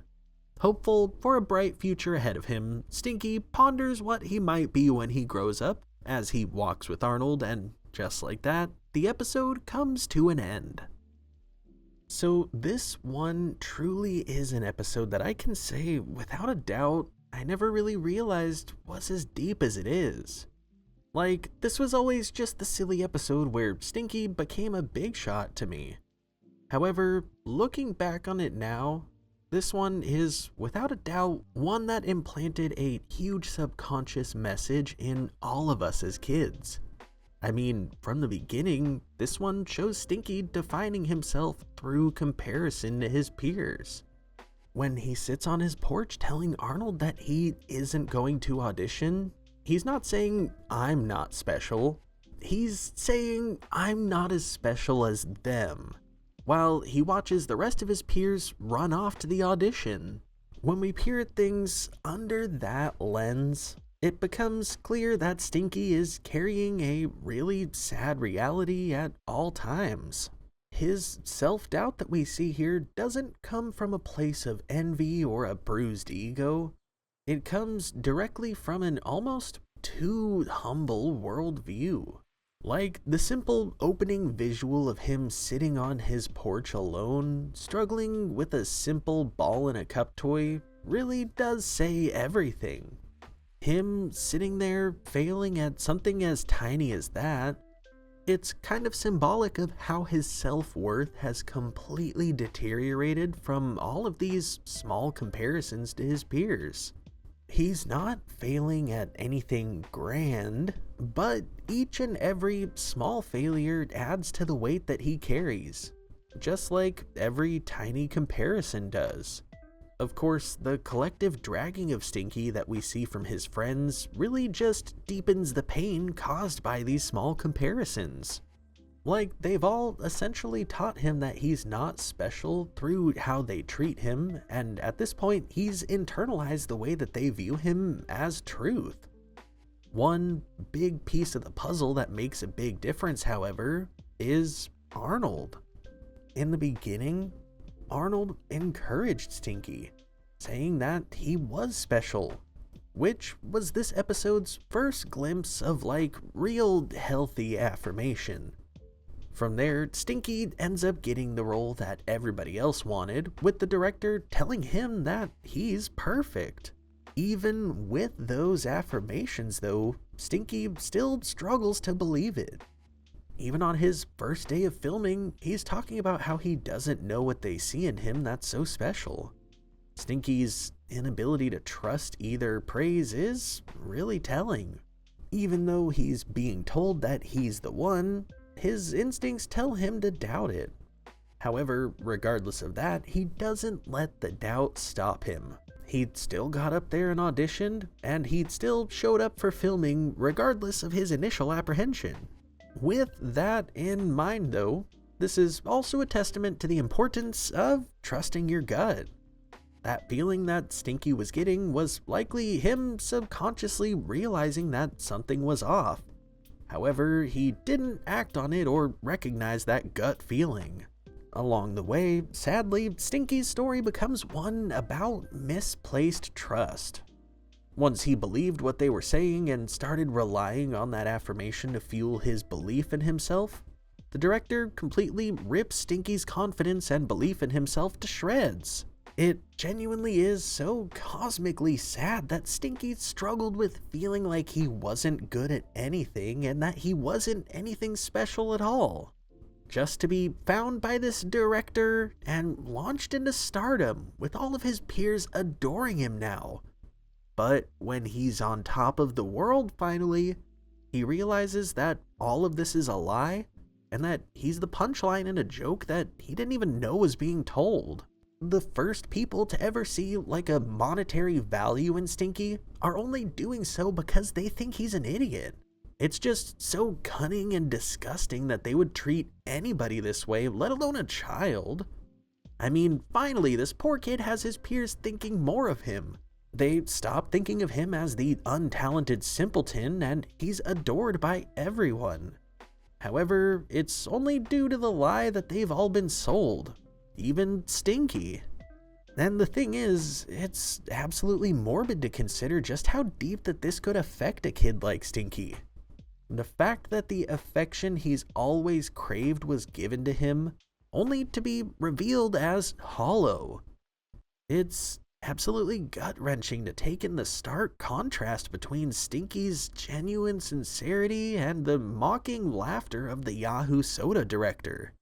One of the darkest aspects of this episode, without a doubt, is the fact that this guy isn't just manipulating Stinky. This is full-blown humiliation that he's disguised as an opportunity for Stinky. And the cherry on top is the fact that Stinky is faced with the choice of having his peers think more of him, but at the cost of completely sacrificing his dignity because the people who are propping him up to stardom think worse of him than his peers ever did. Speaking of his peers, it's such a slap in the face that not a single one of them, besides Arnold, believed that Stinky could get this role. However, their tones changed real quickly when Stinky became so successful. Especially Sid. His hypocrisy here is a direct reflection of nearly everything that you and I have discussed about him so far. I mean, earlier in this episode, Helga even points out how before, he'd specifically said that Stinky doesn't have a snowball's chance of landing this gig. However, now he's talking about how he always knew that Stinky had it in him. When she points out his hypocrisy, he doubles down, saying that was before he knew that Stinky had so much talent. I feel like this shows a lot about Sid, especially in hindsight of everything that we've gathered about him in the last 7 episodes that we examined him for. It's that chameleon effect that we talked about earlier without a doubt. He drags Stinky when everybody else is doing it so he can fit in. However, when it benefits him, providing himself reassurance, he blatantly lies, saying that he always knew that Stinky could do it, just full-blown ignoring the doubt that he previously had. In all reality, it's peer pressure, which Sid relies on to survive socially. He has this cowardly yet tragically human need to shapeshift based on how desperately he wants to be on the winning side of public opinion. Meanwhile, for Stinky, this one showed more than anything how important it is for him to remain true to himself. I do have to admit though, if there was anything I find slightly alarming about all of this, it would be the fact that Stinky's sudden fame seemed to have absolutely no structure to it and no protection around it whatsoever. Like, his parents seemed inherently absent by design. Yahoo Soda let all of these kids just show up and audition without their parents' consent or anything. Like, in a sense, it almost feels like them kind of isolating these kids, and the fact that we really only saw Stinky's father appear for like 2 seconds backstage when he was on that talk show, and at the very end when he appeared to weep over the money that he lost over his son having dignity. With that in mind, as alarming as it is that Stinky seemingly approached childhood stardom completely on his own, it makes his choice in the end all the more powerful because in this instance, we saw him take his stand completely alone. He didn't allow anybody else to steamroll him into submission or into making the choice that they preferred. He made his choice and he stuck to it, knowing that he would sleep well at night because he made the choice that he did. In the long run, there's something really adult about how Stinky handled all of this. He was the one person at the table showing far more emotional maturity than the adults there, and that calm approach speaks way more than the weeping from these men who are sad that they aren't making their millions. On top of that, the decision made at the end shows the power in Stinky's morals. He had the opportunity to change his family forever. Turning down $1 million when you live in poverty in this instance wasn't just a simple act of self-respect for Stinky. In a way, it was an act of giving the finger to a system that exploits the simple people in the world. In this exact moment, Stinky's $1 million pride becomes the biggest form of wealth because it's one that only he can own and not a single other soul on this planet. Because it's his, and no one can take it from him because of the choice that he made. This right there symbolically felt like a major turn for Stinky's character. For the first time, his value as a person isn't measured by how he stacks up to others. It's defined by himself and the morals that he chooses to embody and stand by. In a way, he gained more from this than $1 million could have ever bought him.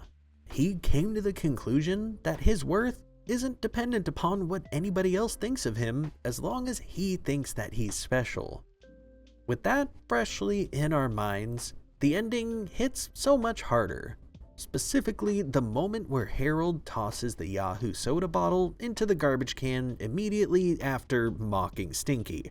That Yahoo soda bottle, which was once a symbol of Stinky's short-lived fame, is now just garbage. It shows how abruptly that people can throw you away just as quickly as they picked you up. It's a testament to how disposable that value is when it's simply dictated by your popularity. Furthermore, it's almost a big metaphor for consumerism and people's attention spans. One moment, a specific thing is trending, and by the end of the day, its fame has faded and people have moved on to a new trend. Yet, Stinky's refusal to even play into the system kind of becomes the most brutal act of defiance possible. It's almost a reminder to kind of be careful about whose opinions that you put stock into, because if someone is that willing to quickly throw you away after literally showering you with endless praise out of nowhere, it's worth pondering if that's someone whose attention is worth any value to you in the first place. The biggest affirmation that we saw there, though, without a doubt, had to have been that final moment where Stinky finally lands that ball in the cup after struggling with it since the start of this one. It's truly a symbolic moment that feels like Stinky getting a victory no one else sees or gives him any praise for. Which is exactly the point. This whole time, he's been chasing external proof of his self-worth from others. But this moment right here shows us that he doesn't need that applause from anyone other than himself. And he realizes that. Stinky ends up right back where he began, pondering to what degree that he's special with nothing but his ball in a cup and Arnold to keep him company. But the difference is that this time, he's content. He still doesn't have the approval and validation from his peers. His fame is gone, and the world hasn't really changed. However, his mindset has changed, as at this point, he's grasping that special doesn't equal seen. Special is what you make of it. And that right there is the kind of message that Hey Arnold absolutely knocked out of the park in Stinky's story arc. Sometimes the truest form of happiness is believing that you're enough, even when no one else does. Just when it seems like Stinky had finally found peace in simply being enough, however, we see that self-assurance tested yet again. Because for a kid like him, that contentment isn't permanent. It's a fragile balance that life keeps having him prove over and over. The next episode that we're going to check out is one that takes that kind of lesson in a more literal way. As after Stinky would find pride in who he is as a person, he would still be stumped by the inevitable question of what he's good at. Of course, there's a big difference between believing in yourself and believing you have something tangible to offer the world. This next episode is one that tackles that topic head on. We're checking out none other than the season 4 episode, Stinky's Pumpkin.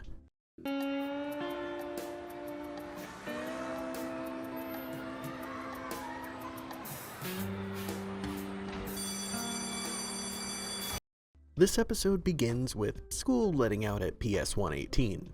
Stinky walks out holding his book report that he somehow got an F- on as he vents to Arnold about how he feels like he's just not good at anything and like he's a total failure. Don't you think you're overreacting, Stinky? I mean, it's just one bad grade on one book report. No, sir, no how. I ain't the overreacting type. I got no natural abilities toward doing anything that stands out from the crowd. Come on. Everybody's good at something. Remember the time you... Don't try your cheering up speech on me, Arnold. I just know that I ain't good at nothing.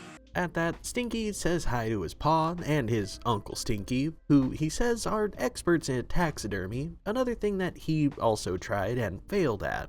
From there, Stinky's dad tells him that his Aunt Stinky just finished mixing up a batch of lemon fish juice, and at that he sends him inside to pour Arnold a glass. There ain't no actual fish in it, Arnold. It's simple old lemonade, but you gotta fish the bits of lemon out of it. That's why we call it lemon fish juice. It's actually pretty good. Hey, is that you? Nope, that's my pa as a youngin'. He's with his family pet, Lurky the turkey. And this here's the whole family at Thanksgiving dinner that year.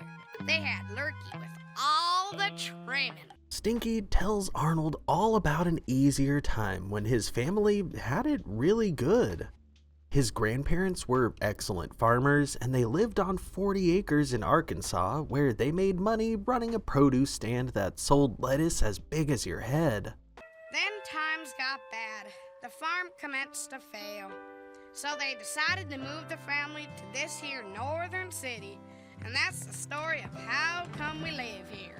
So your family gave up farming? Yep. I reckon it'd be pretty near impossible to farm here, surrounded by all this concrete and cinder block. We cut to school the next day where Mr. Simmons is telling the kids all about the city farming fair that's coming up. He tells them that there are prizes for the 3 largest locally grown vegetables as he encourages them to each plant something and put some love into it. At that, Arnold tells Stinky that he should think about entering. I sure would love to, Arnold, but you got the wrong customer. I'm a city boy, born and bred. Plus, remember, I ain't no good at nothing.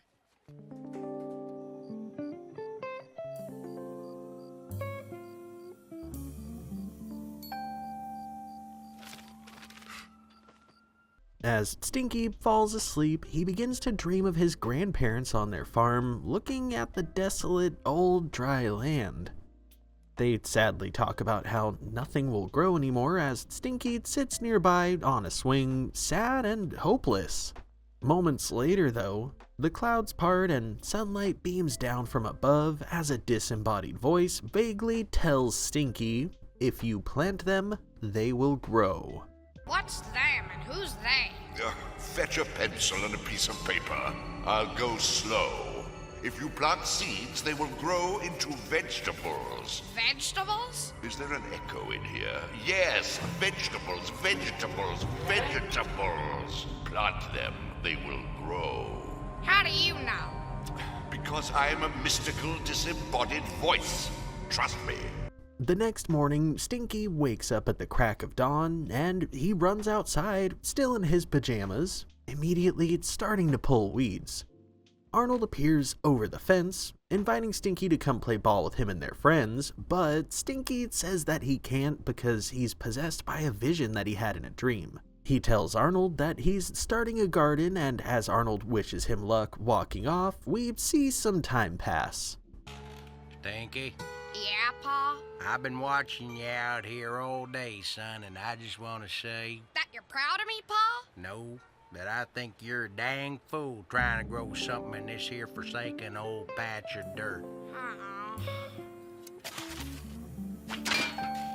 Thankfully, Stinky doesn't let his father's hopelessness rub off onto him, and he continues his work, mixing manure into his soil and creating pretty solid rows and spaces for his plot. Once everything falls into its place, and it's all came together pretty well, thanks to the guidance of his gardening book, Stinky's pa comes out of the house with something to give him.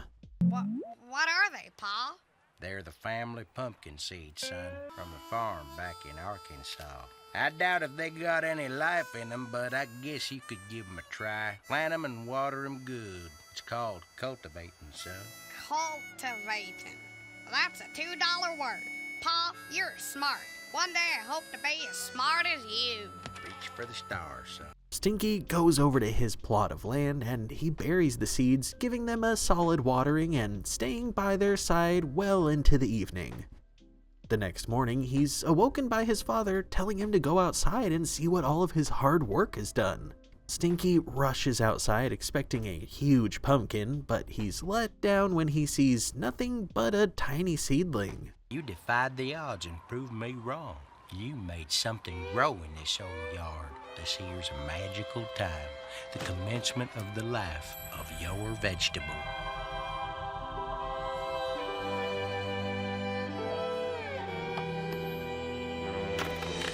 Grandpa's magic hoe. He worked wonders with it. Now you can have it, son.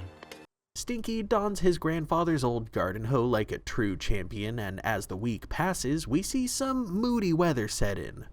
First, some flooding, followed by a drought, and to top it all off, a snowstorm. Through all of it, though, Stinky keeps a close eye on his plant, making sure that he keeps it safe. By the end of it all, his entire family is dumbfounded to see Stinky has grown a pumpkin that's literally feet taller than he or his dad is. As great as his pumpkin is, however, he's faced with one massive obstacle: how to get it to the farming fair competition. He and Arnold try their best to push, pull, and lift the pumpkin. However, Stinky ends up coming to the conclusion that he's never gonna get his pumpkin to that fair. I reckon it's like everything else I try to do, Arnold. Nothing ever works out. Wait a minute. Stinky, what time is it? Sundial says 20 minutes to 5. I got an idea. Don't move. I'll be right back. Just like that, we cut to the stage at the competition where the mayor is preparing to hand out the first place ribbon. The second before she does, however, Arnold runs up saying that there's one final entry that she hasn't seen. As the trees nearby begin to shake and everybody panics at the ground rumbling, we see Arnie's wrecking ball crane trample through the park, carrying Stinky's pumpkin with him riding on top of it victoriously. They set the pumpkin down on top of the stage and the mayor is just blown away. First prize goes to... Stinky Peterson, man. Thank you, your mayorship. I couldn't have done it without my pa, my crazy prophetic dreams, and of course, the encouragement of my friend Arnold. Stinky hops off the stage and thanks Arnold for helping him find something that he's naturally good at, and just like that, we cut to later that evening, where Stinky, Harold, and Arnold are playing cards inside of Stinky's pumpkin. The name of the game is 7-Card Stud, gentlemen. I wanted to play old me. My pumpkin, my rules. Stinky, I don't think we should play cards in here anymore. It's starting to rot. Oh, and it stinks. I don't care. It's my lucky card playing pumpkin clubhouse. Now, ante up. Now, right out the gate, one thing that I truly appreciate about this episode is how, from the start, it frames Stinky as an emotional counterweight to Sid. Specifically, we see that in the beginning, when Stinky tells Arnold that he's not the overreacting type.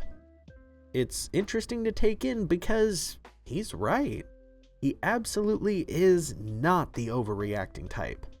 That tends to be more Sid's cup of tea, which highlights just how well the two of them work together. They're two complete opposites that when you bring them together, just turn every situation into a whirlwind for everybody involved, where Sid externalizes every single insecurity through spirals of paranoia and dramatics that affect anyone and everybody around him.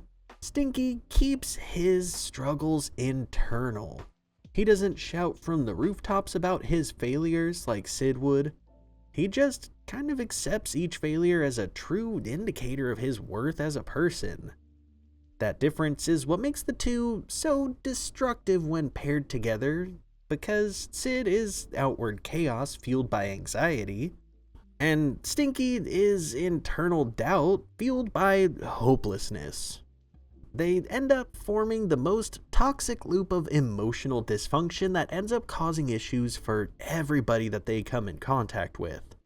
That's exactly the fuel on the fire for almost all of their actions. When we saw them talking nonstop smack about Harold and Patty, calling them both fat and making Harold cry for losing to Patty in arm wrestling, when we see them nonstop talking bad about Eugene, calling him a jinx and avoiding him, when we see them call Helga ugly, which is just pure irony when we consider that Stinky once really liked her. All of these things, which just scratch the surface, are solely as a result of the two of them feeling the way that they do about themselves, and being placed together in situations where they get to enable and play off of one another to drag other people down. With Sid, we've thoroughly deconstructed it and examined where his issues stem from, but when it comes to Stinky, it's honestly a lot more complex. It's not as simple and straightforward, especially when we consider that this show never really gave us an awful lot of Stinky-centered episodes. And the episodes that we do get seem to kind of paint a confusing picture of Stinky. As far as this one goes though, it proves that Stinky will likely always struggle with comparing himself to everybody else. So far in this series, we've seen him move on and focus on his own happiness in both Helga's boyfriend and Stinky Goes Hollywood. But nevertheless, here we are yet again with Stinky in the same exact rut. It does honestly feel just a bit frustrating to consider that though Stinky did have character development throughout the series, it feels like he never really evolved in a super positive way that saw a solid resolve for his struggles. They just kind of dumbed him down even more and made him stuck in this endless loop of feeling less than everyone else, resolving those feelings and ending up right back where he started, only to do it all over again. Despite the growth that we've literally seen here, he ends up right back at square one. It's tragic to take in how he finds these small moments of clarity in his victories, only for the next episode that the writers dedicate to him just to kind of reset his same struggle in a minorly different way. Oddly enough though, it's truly human. It's human in the sense that it illustrates the deeper truth that struggles like depression don't just disappear. A lot of times they're chronic and can come in waves. As far as Stinky goes, every little spark of self-worth that he finds ends up fading once the episode resets, and honestly, the truly haunting part of his character arc is the fact that it almost seems like he knows he'll always end up back at this same spot. With that being said though, Stinky's story isn't solely one of negative self-image and consistently struggling with comparison. It's also a beautiful story of perception versus reality. One big part that really reflected that sentiment would be in the beginning when Arnold is invited to Stinky's house for some fresh lemon fish juice, which he politely accepts and is willing to come in. However, the entire audience watching this show is meant to be absolutely aghast, left to believe that his family drinks a beverage with actual fish in it. Yet, when they both sit down to actually drink it, Stinky explains that there's no fish in it at all, and when Arnold tries it, he says in a rather surprised tone that it's actually pretty good. For me, the biggest point that this proved is how everything isn't always as it seems, and it can be dangerous to make assumptions. Of course, the audience would assume there's actual fish in it because that's what they've been led to believe, mainly by Stinky's peers, that he's weird. However, just because his family has a unique name for lemonade doesn't by default mean that it's different from any other family choosing their favorite drink. The lemon fish juice moment is truly a surprisingly profound symbol of perception. Everybody assumes the weird of Stinky in a way, that he's strange or that he likes odd things. But when Arnold actually tries the things that Stinky's family enjoys, he sees how pleasant and enjoyable they really are. That's really the crux of the point here. It shows how open-minded that Arnold is, not passing judgment and being able to recognize how enjoyable a different lifestyle than his own can be. It proves to reinforce a huge message from this show. Stinky's world only looks bleak to those who are too proud to even try to understand it. The fact that Arnold is willing to see past what everyone else constantly deems as weird allows him to connect with Stinky in a way that nobody else can, and that makes a huge difference for him. Imagine how differently this series of events would have affected Stinky if Arnold hadn't gotten involved. If Arnold had turned down that lemonade and not taken the time to talk to Stinky, things absolutely wouldn't have transpired the way that they did. On the note of Arnold talking to Stinky though, I have to say that I do appreciate how this one is a history lesson as much as it is an interesting episode. It tells the story of Stinky's family, something that we've never really gotten much of a look at up until this point. It also shows us how they ended up in this old house in the middle of the city, which definitely sticks out among the rest of the architecture. On top of all that though, it draws real-world parallels to a time when a big family could prosper running a simple family farm. A different time that has since come and gone, being replaced with modern grocery stores and massive corporate potato farms fueling an entire fast food chain's french fry supply. In every sense, this one gives us a lot of texture to the why of Stinky's tendencies.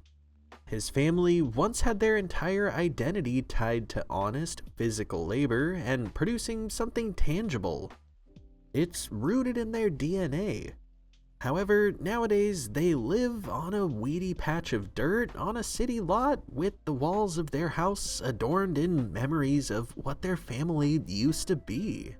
I feel like there really is a lot of big symbolism in their cabin literally being transplanted to a place where it genuinely sticks out so much. It's almost like an active metaphor for Stinky himself. Too city for the country and too country for the city. It's a small picture of the fading American dream. His family's pride turned into poverty, and along the way, he inherited the trauma that it inflicted upon his parents and grandparents, even though he was literally born in the city and all of this happened long before he existed. I think the moment where it really broke me down a bit though was the whole dream sequence. Stinky falls asleep and dreams about his grandparents talking about how nothing on their farm will grow. They say that the only thing sure to grow here is their age and how poor they are. Then Stinky, sitting nearby, is directly talked to by a disembodied voice as sunlight beams down through the clouds, which is clearly implied to be God, though it's not directly said. He tells Stinky that if he plants them, they will grow, and Stinky is just confused. At that, God tells him to go fetch a pencil and a piece of paper so he can write it down while he explains how when you plant seeds, they grow into vegetables. Now, right from the top, this tells us that Stinky might be religious to some degree. It's not directly specified, but it absolutely could be an indication of his subconscious reaching out to a higher power for guidance. However, it does need to be noted that he did question the voice and say, "How do you know?" which would indicate skepticism. Or maybe he just doesn't even understand what's going on here, considering he doesn't even question the fact that a disembodied voice is currently talking to him. Regardless of Stinky's direct religious beliefs though, I find it interesting that even God in Stinky's dreams treats him like an idiot. He has the same short temper with Stinky that his peers tend to have, and it's kind of confusing. Like, let's say that this genuinely is God, and God is really visiting Stinky in a dream. You'd think that God would know how to talk to Stinky in order to get through to him so he could understand. Which one would assume, naturally, would be a calm conversation, considering it's God. But what does it say that even God doesn't have patience for Stinky?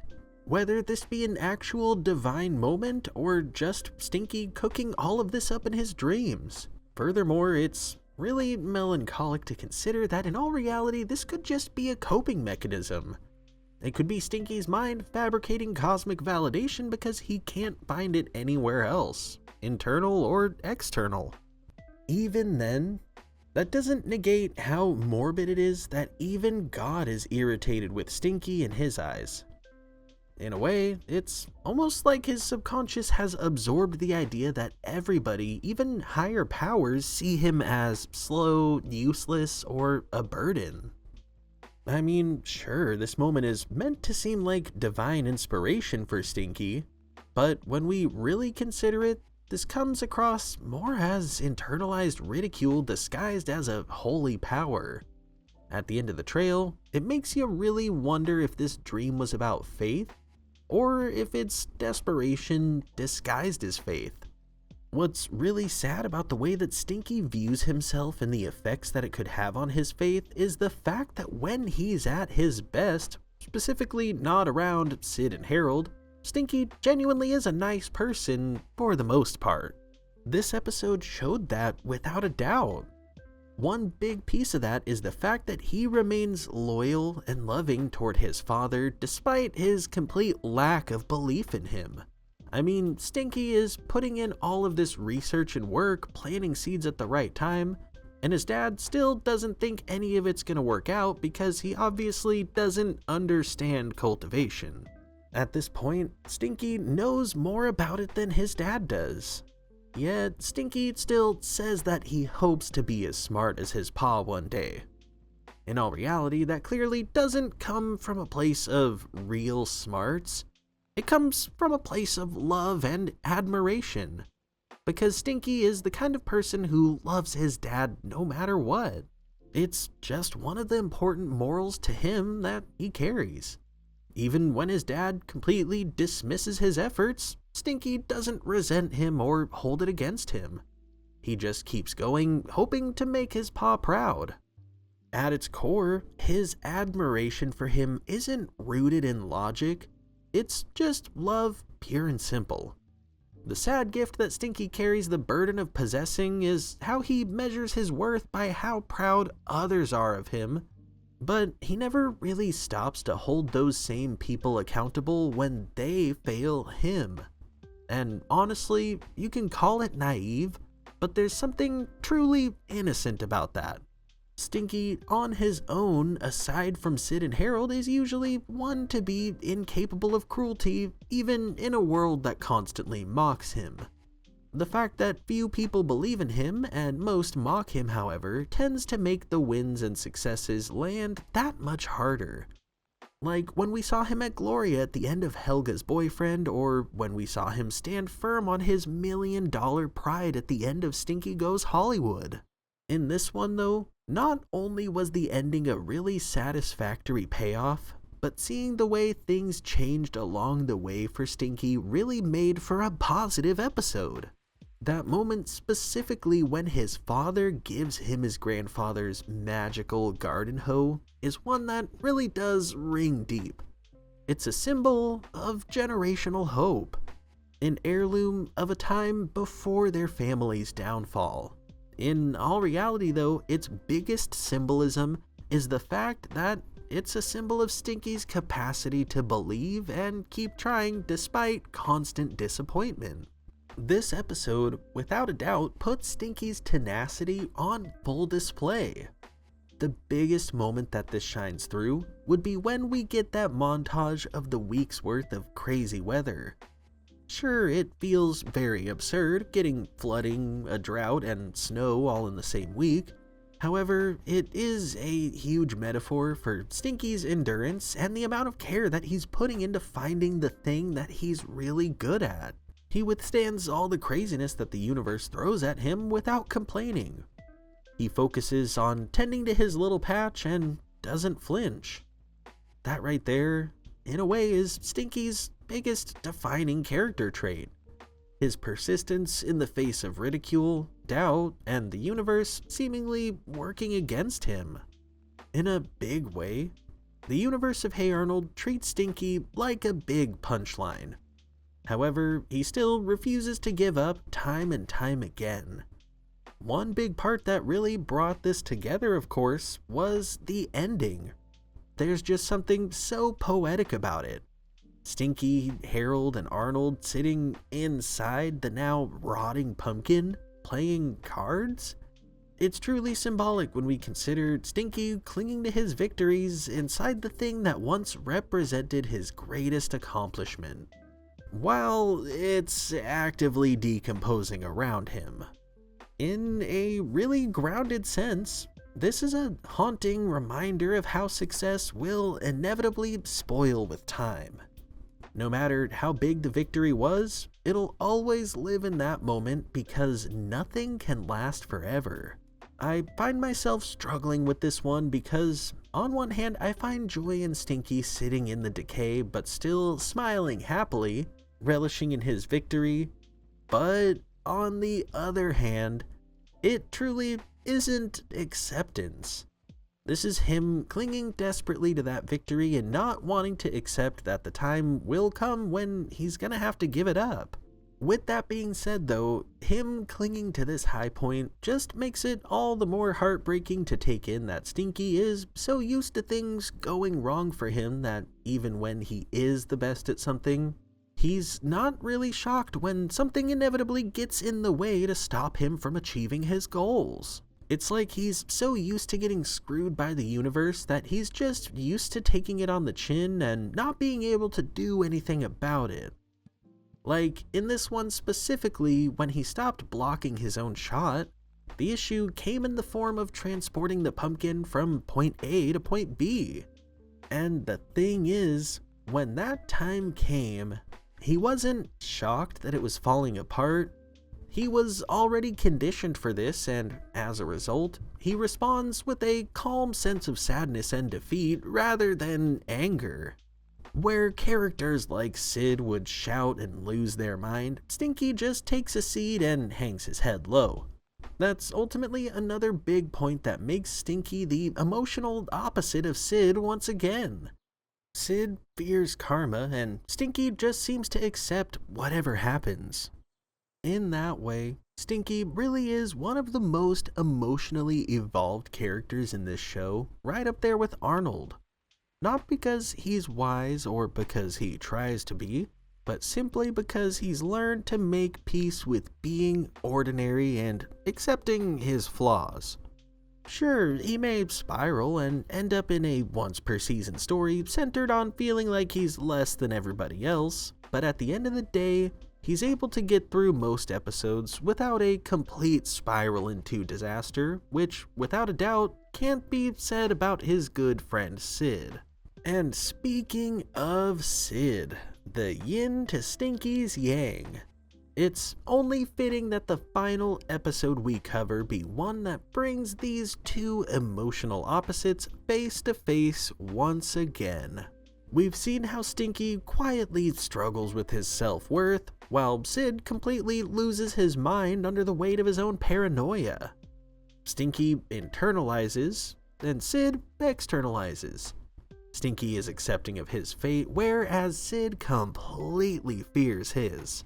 However, the one single episode that truly puts these two characters on display in the most transparent way possible, really capitalizing on who they've been established to be, would have to be none other than the Season 5 episode Sid the Vampire Slayer.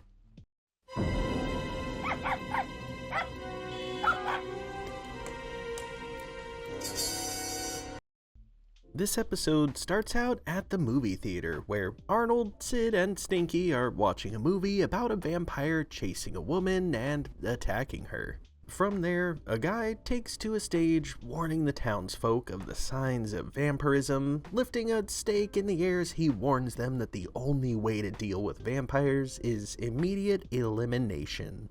After that, we cut to outside the theater where Arnold and Stinky are talking about what they're gonna go do next. No thanks, guys. I gotta get home, before it gets dark. Sid, it's 3:30. Yeah, well, better be safe than sorry. I don't want to be outside when the night-walking, bloodthirsty vampire ghouls come out in search of human blood. Willikers, Sid, I never knew you were such a dang scaredy cat. I'm not scared, Stinky. I'm just playing it safe, that's all. Oh, yeah? Then what are you hanging around with me for? On account of I'm a vampire, and I want to suck your blood! As Sid cowers in fear, Stinky tells him that he was just kidding and that vampires aren't even real.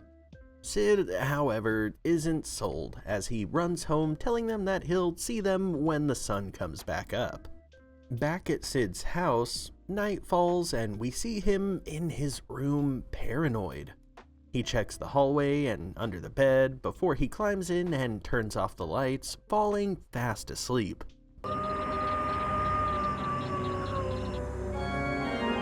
I want to suck your blood!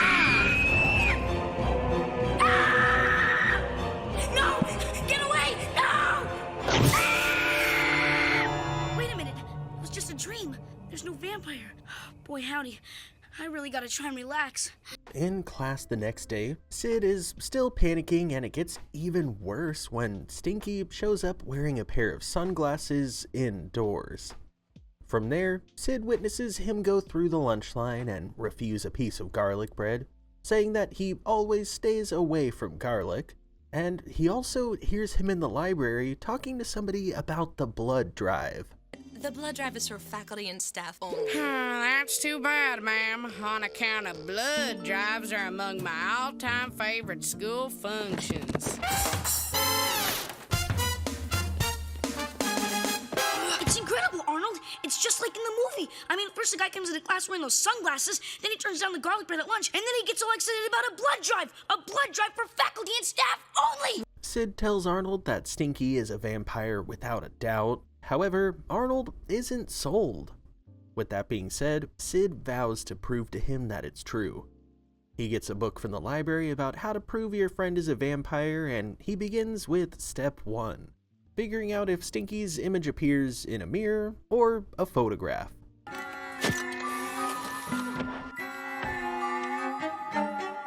See, Arnold, I told you, Stinky's a vampire, and this picture proves it. Sid, there's nothing in this picture. Of course there's nothing in this picture, Arnold, because vampires have no reflection. They can't be photographed. Stinky's dark powers cause this picture to come out empty. Oh, come on, Sid. Stinky doesn't have dark powers, and this picture doesn't prove anything, except maybe that you don't know how to use a camera. Sid swears that there's more proof where this came from, and like that we cut to lunch where he's hiding under a table and consulting his book, which says the next clue would be to check if the suspect has fangs. Sid sneaks under the tables and makes his way over to Stinky's table, where he slyly snags the sandwich that Stinky just took a bite out of, examining the bite mark left by his teeth. Check it out, Arnold. Pretty scary, huh? It's a bologna sandwich, Sid. It's not just any bologna sandwich, it's Stinky's bologna sandwich, and it has huge fang marks in it. They're just teeth marks. Now cut out all this crazy vampire talk and give Stinky his sandwich back. Hey, where's my sandwich? Later that day, Sid ends up on the bus ride home reading his book as he learns about the next step, trying to witness the suspect transforming into a bat. He sneaks up onto the upper level of Stinky's house, and as Stinky closes the curtains, Sid looks up and sees a huge bat flying at him from above. He ends up catching it, and he brings it to Arnold outside of school, saying that this is his definitive proof. He claims that this bat is Stinky in his hideous vampire bat form. And he says he knows for sure because he's under the impression that he saw it fly out of Stinky's room, and furthermore, Iggy told him that Stinky wasn't on the bus this morning.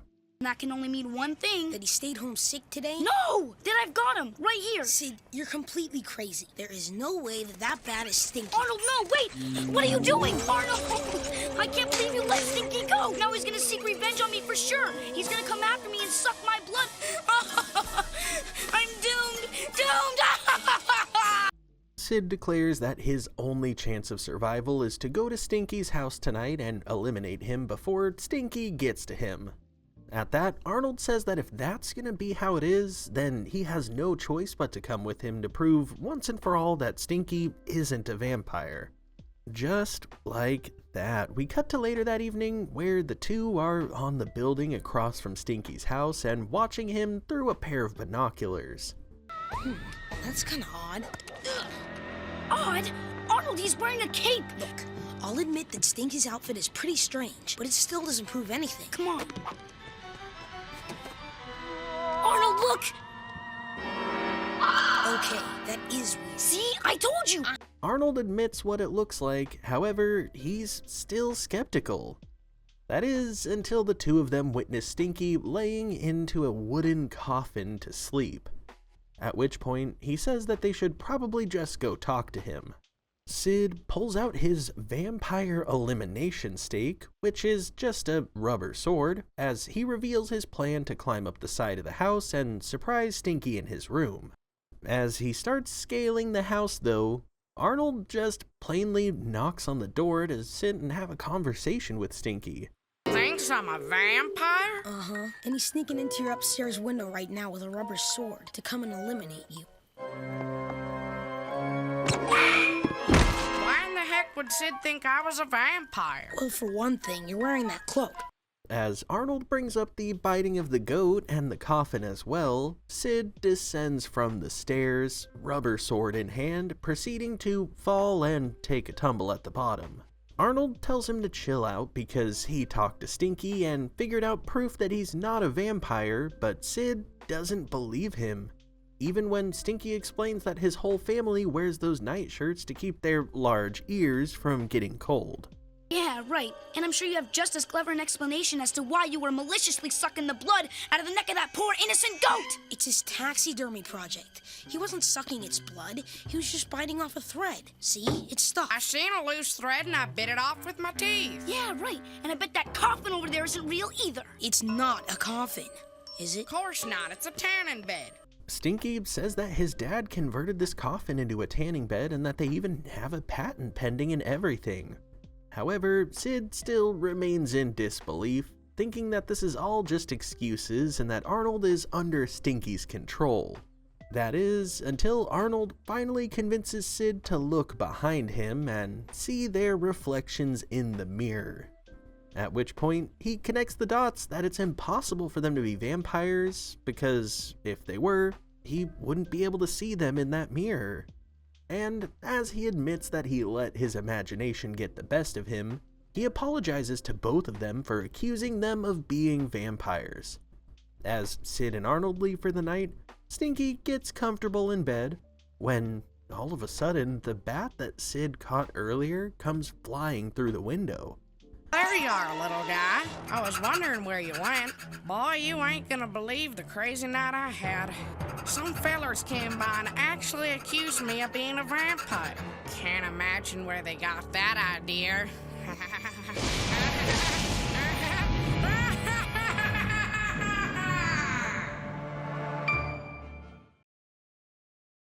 Now, honestly, I can't think of a better episode for us to end things off on here. This episode is one that brings Sid and Stinky together in a way that seems deceptively silly on its face. However, it's actually loaded with psychological symbolism, subtext about fear and where it stems from, and of course, perceptions. The craziest aspect of this one that's easily missed is how much Sid's paranoia of vampires is really just a projection of his fragile self-image in a way.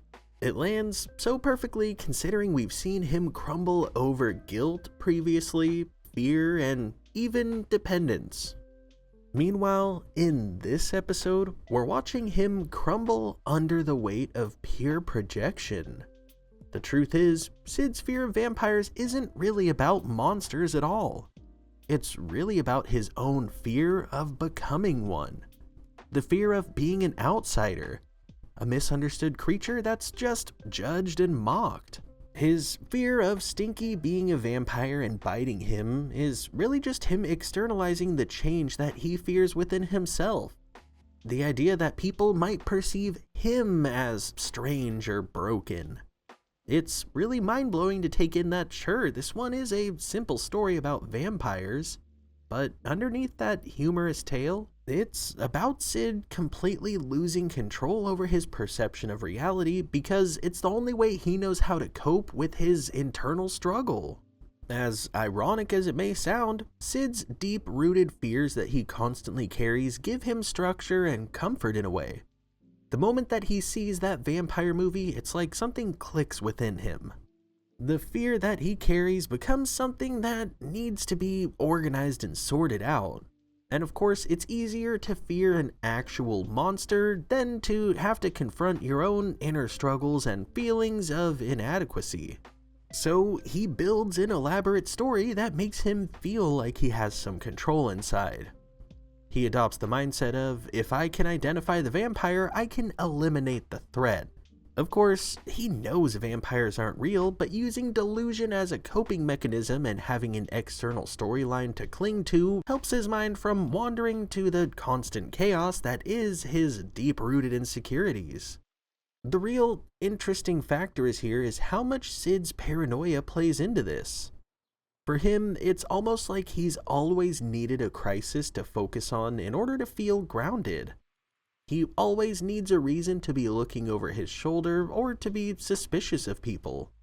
It's a tendency that we've seen him carry for a while now, yet though we've identified it, I'm very curious as to where it originally stems from, considering that's an aspect that's never really been touched on in this show. With that being said though, because he clings to that paranoia for grounding, he tends to rely on delusional evidence that his paranoia just kind of seems to feed itself. Like every small detail, the new glasses, the garlic bread, the blood drive, all of these everyday minute things become a bigger part of Sid's proof.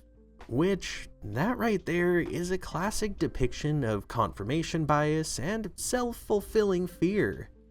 It's almost like Sid's addicted to the feeling of discovery even when those discoveries hurt him or leave him even more stressed. Then, of course, every time that Arnold tries to ground him with reason, Sid's brain seems to take that evidence and twist it into something even darker to fit his narrative. The real truth that all of this indicates, though, is that this episode revolves around the mental spiral of a kid whose anxiety has taken the driver's seat. Meanwhile, for Stinky, this one circles back purely to him being misunderstood and categorized as something that he isn't by his peers.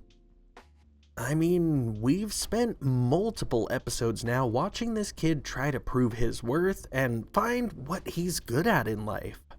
And now he's being painted as something evil, simply because he's different.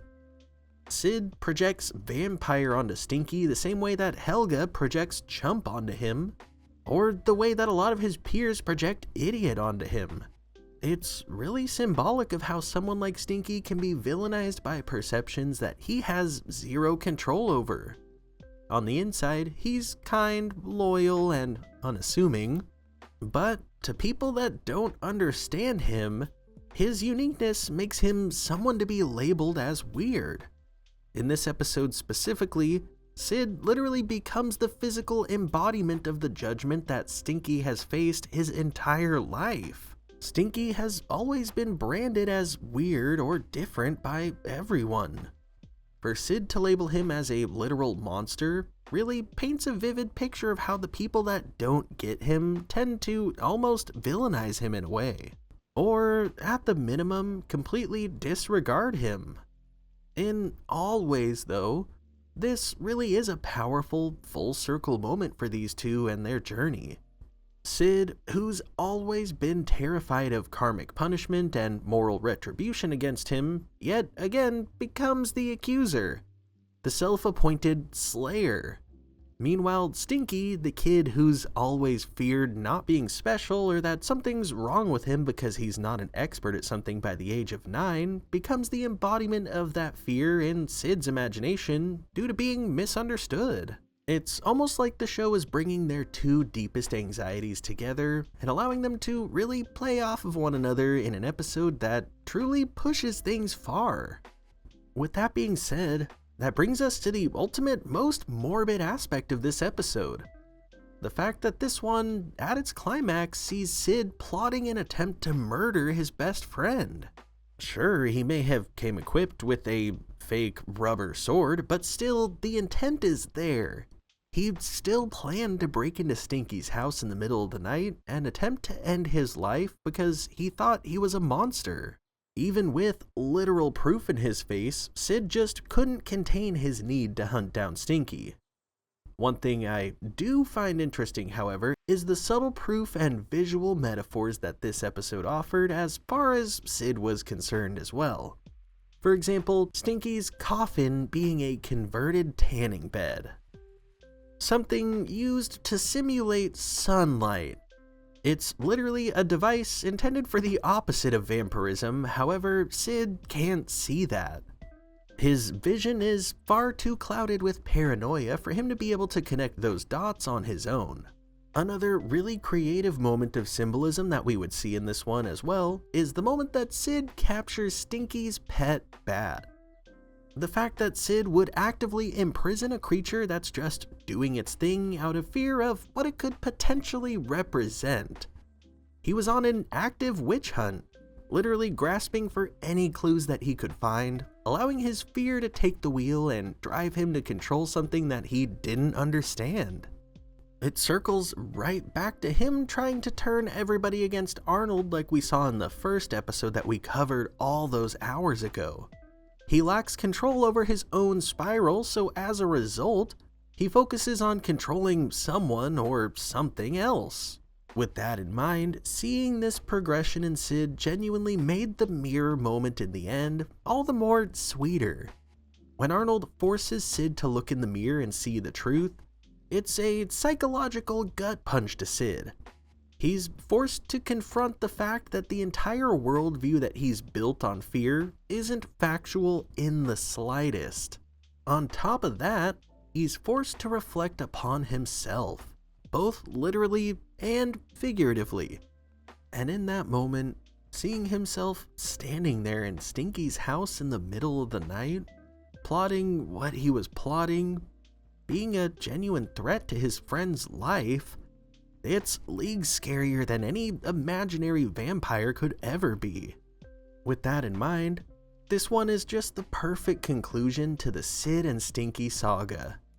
It closes both of their emotional loops in a really interesting and indirect way. Sid's downfall in this one comes from his inability to separate emotion and fear from reality.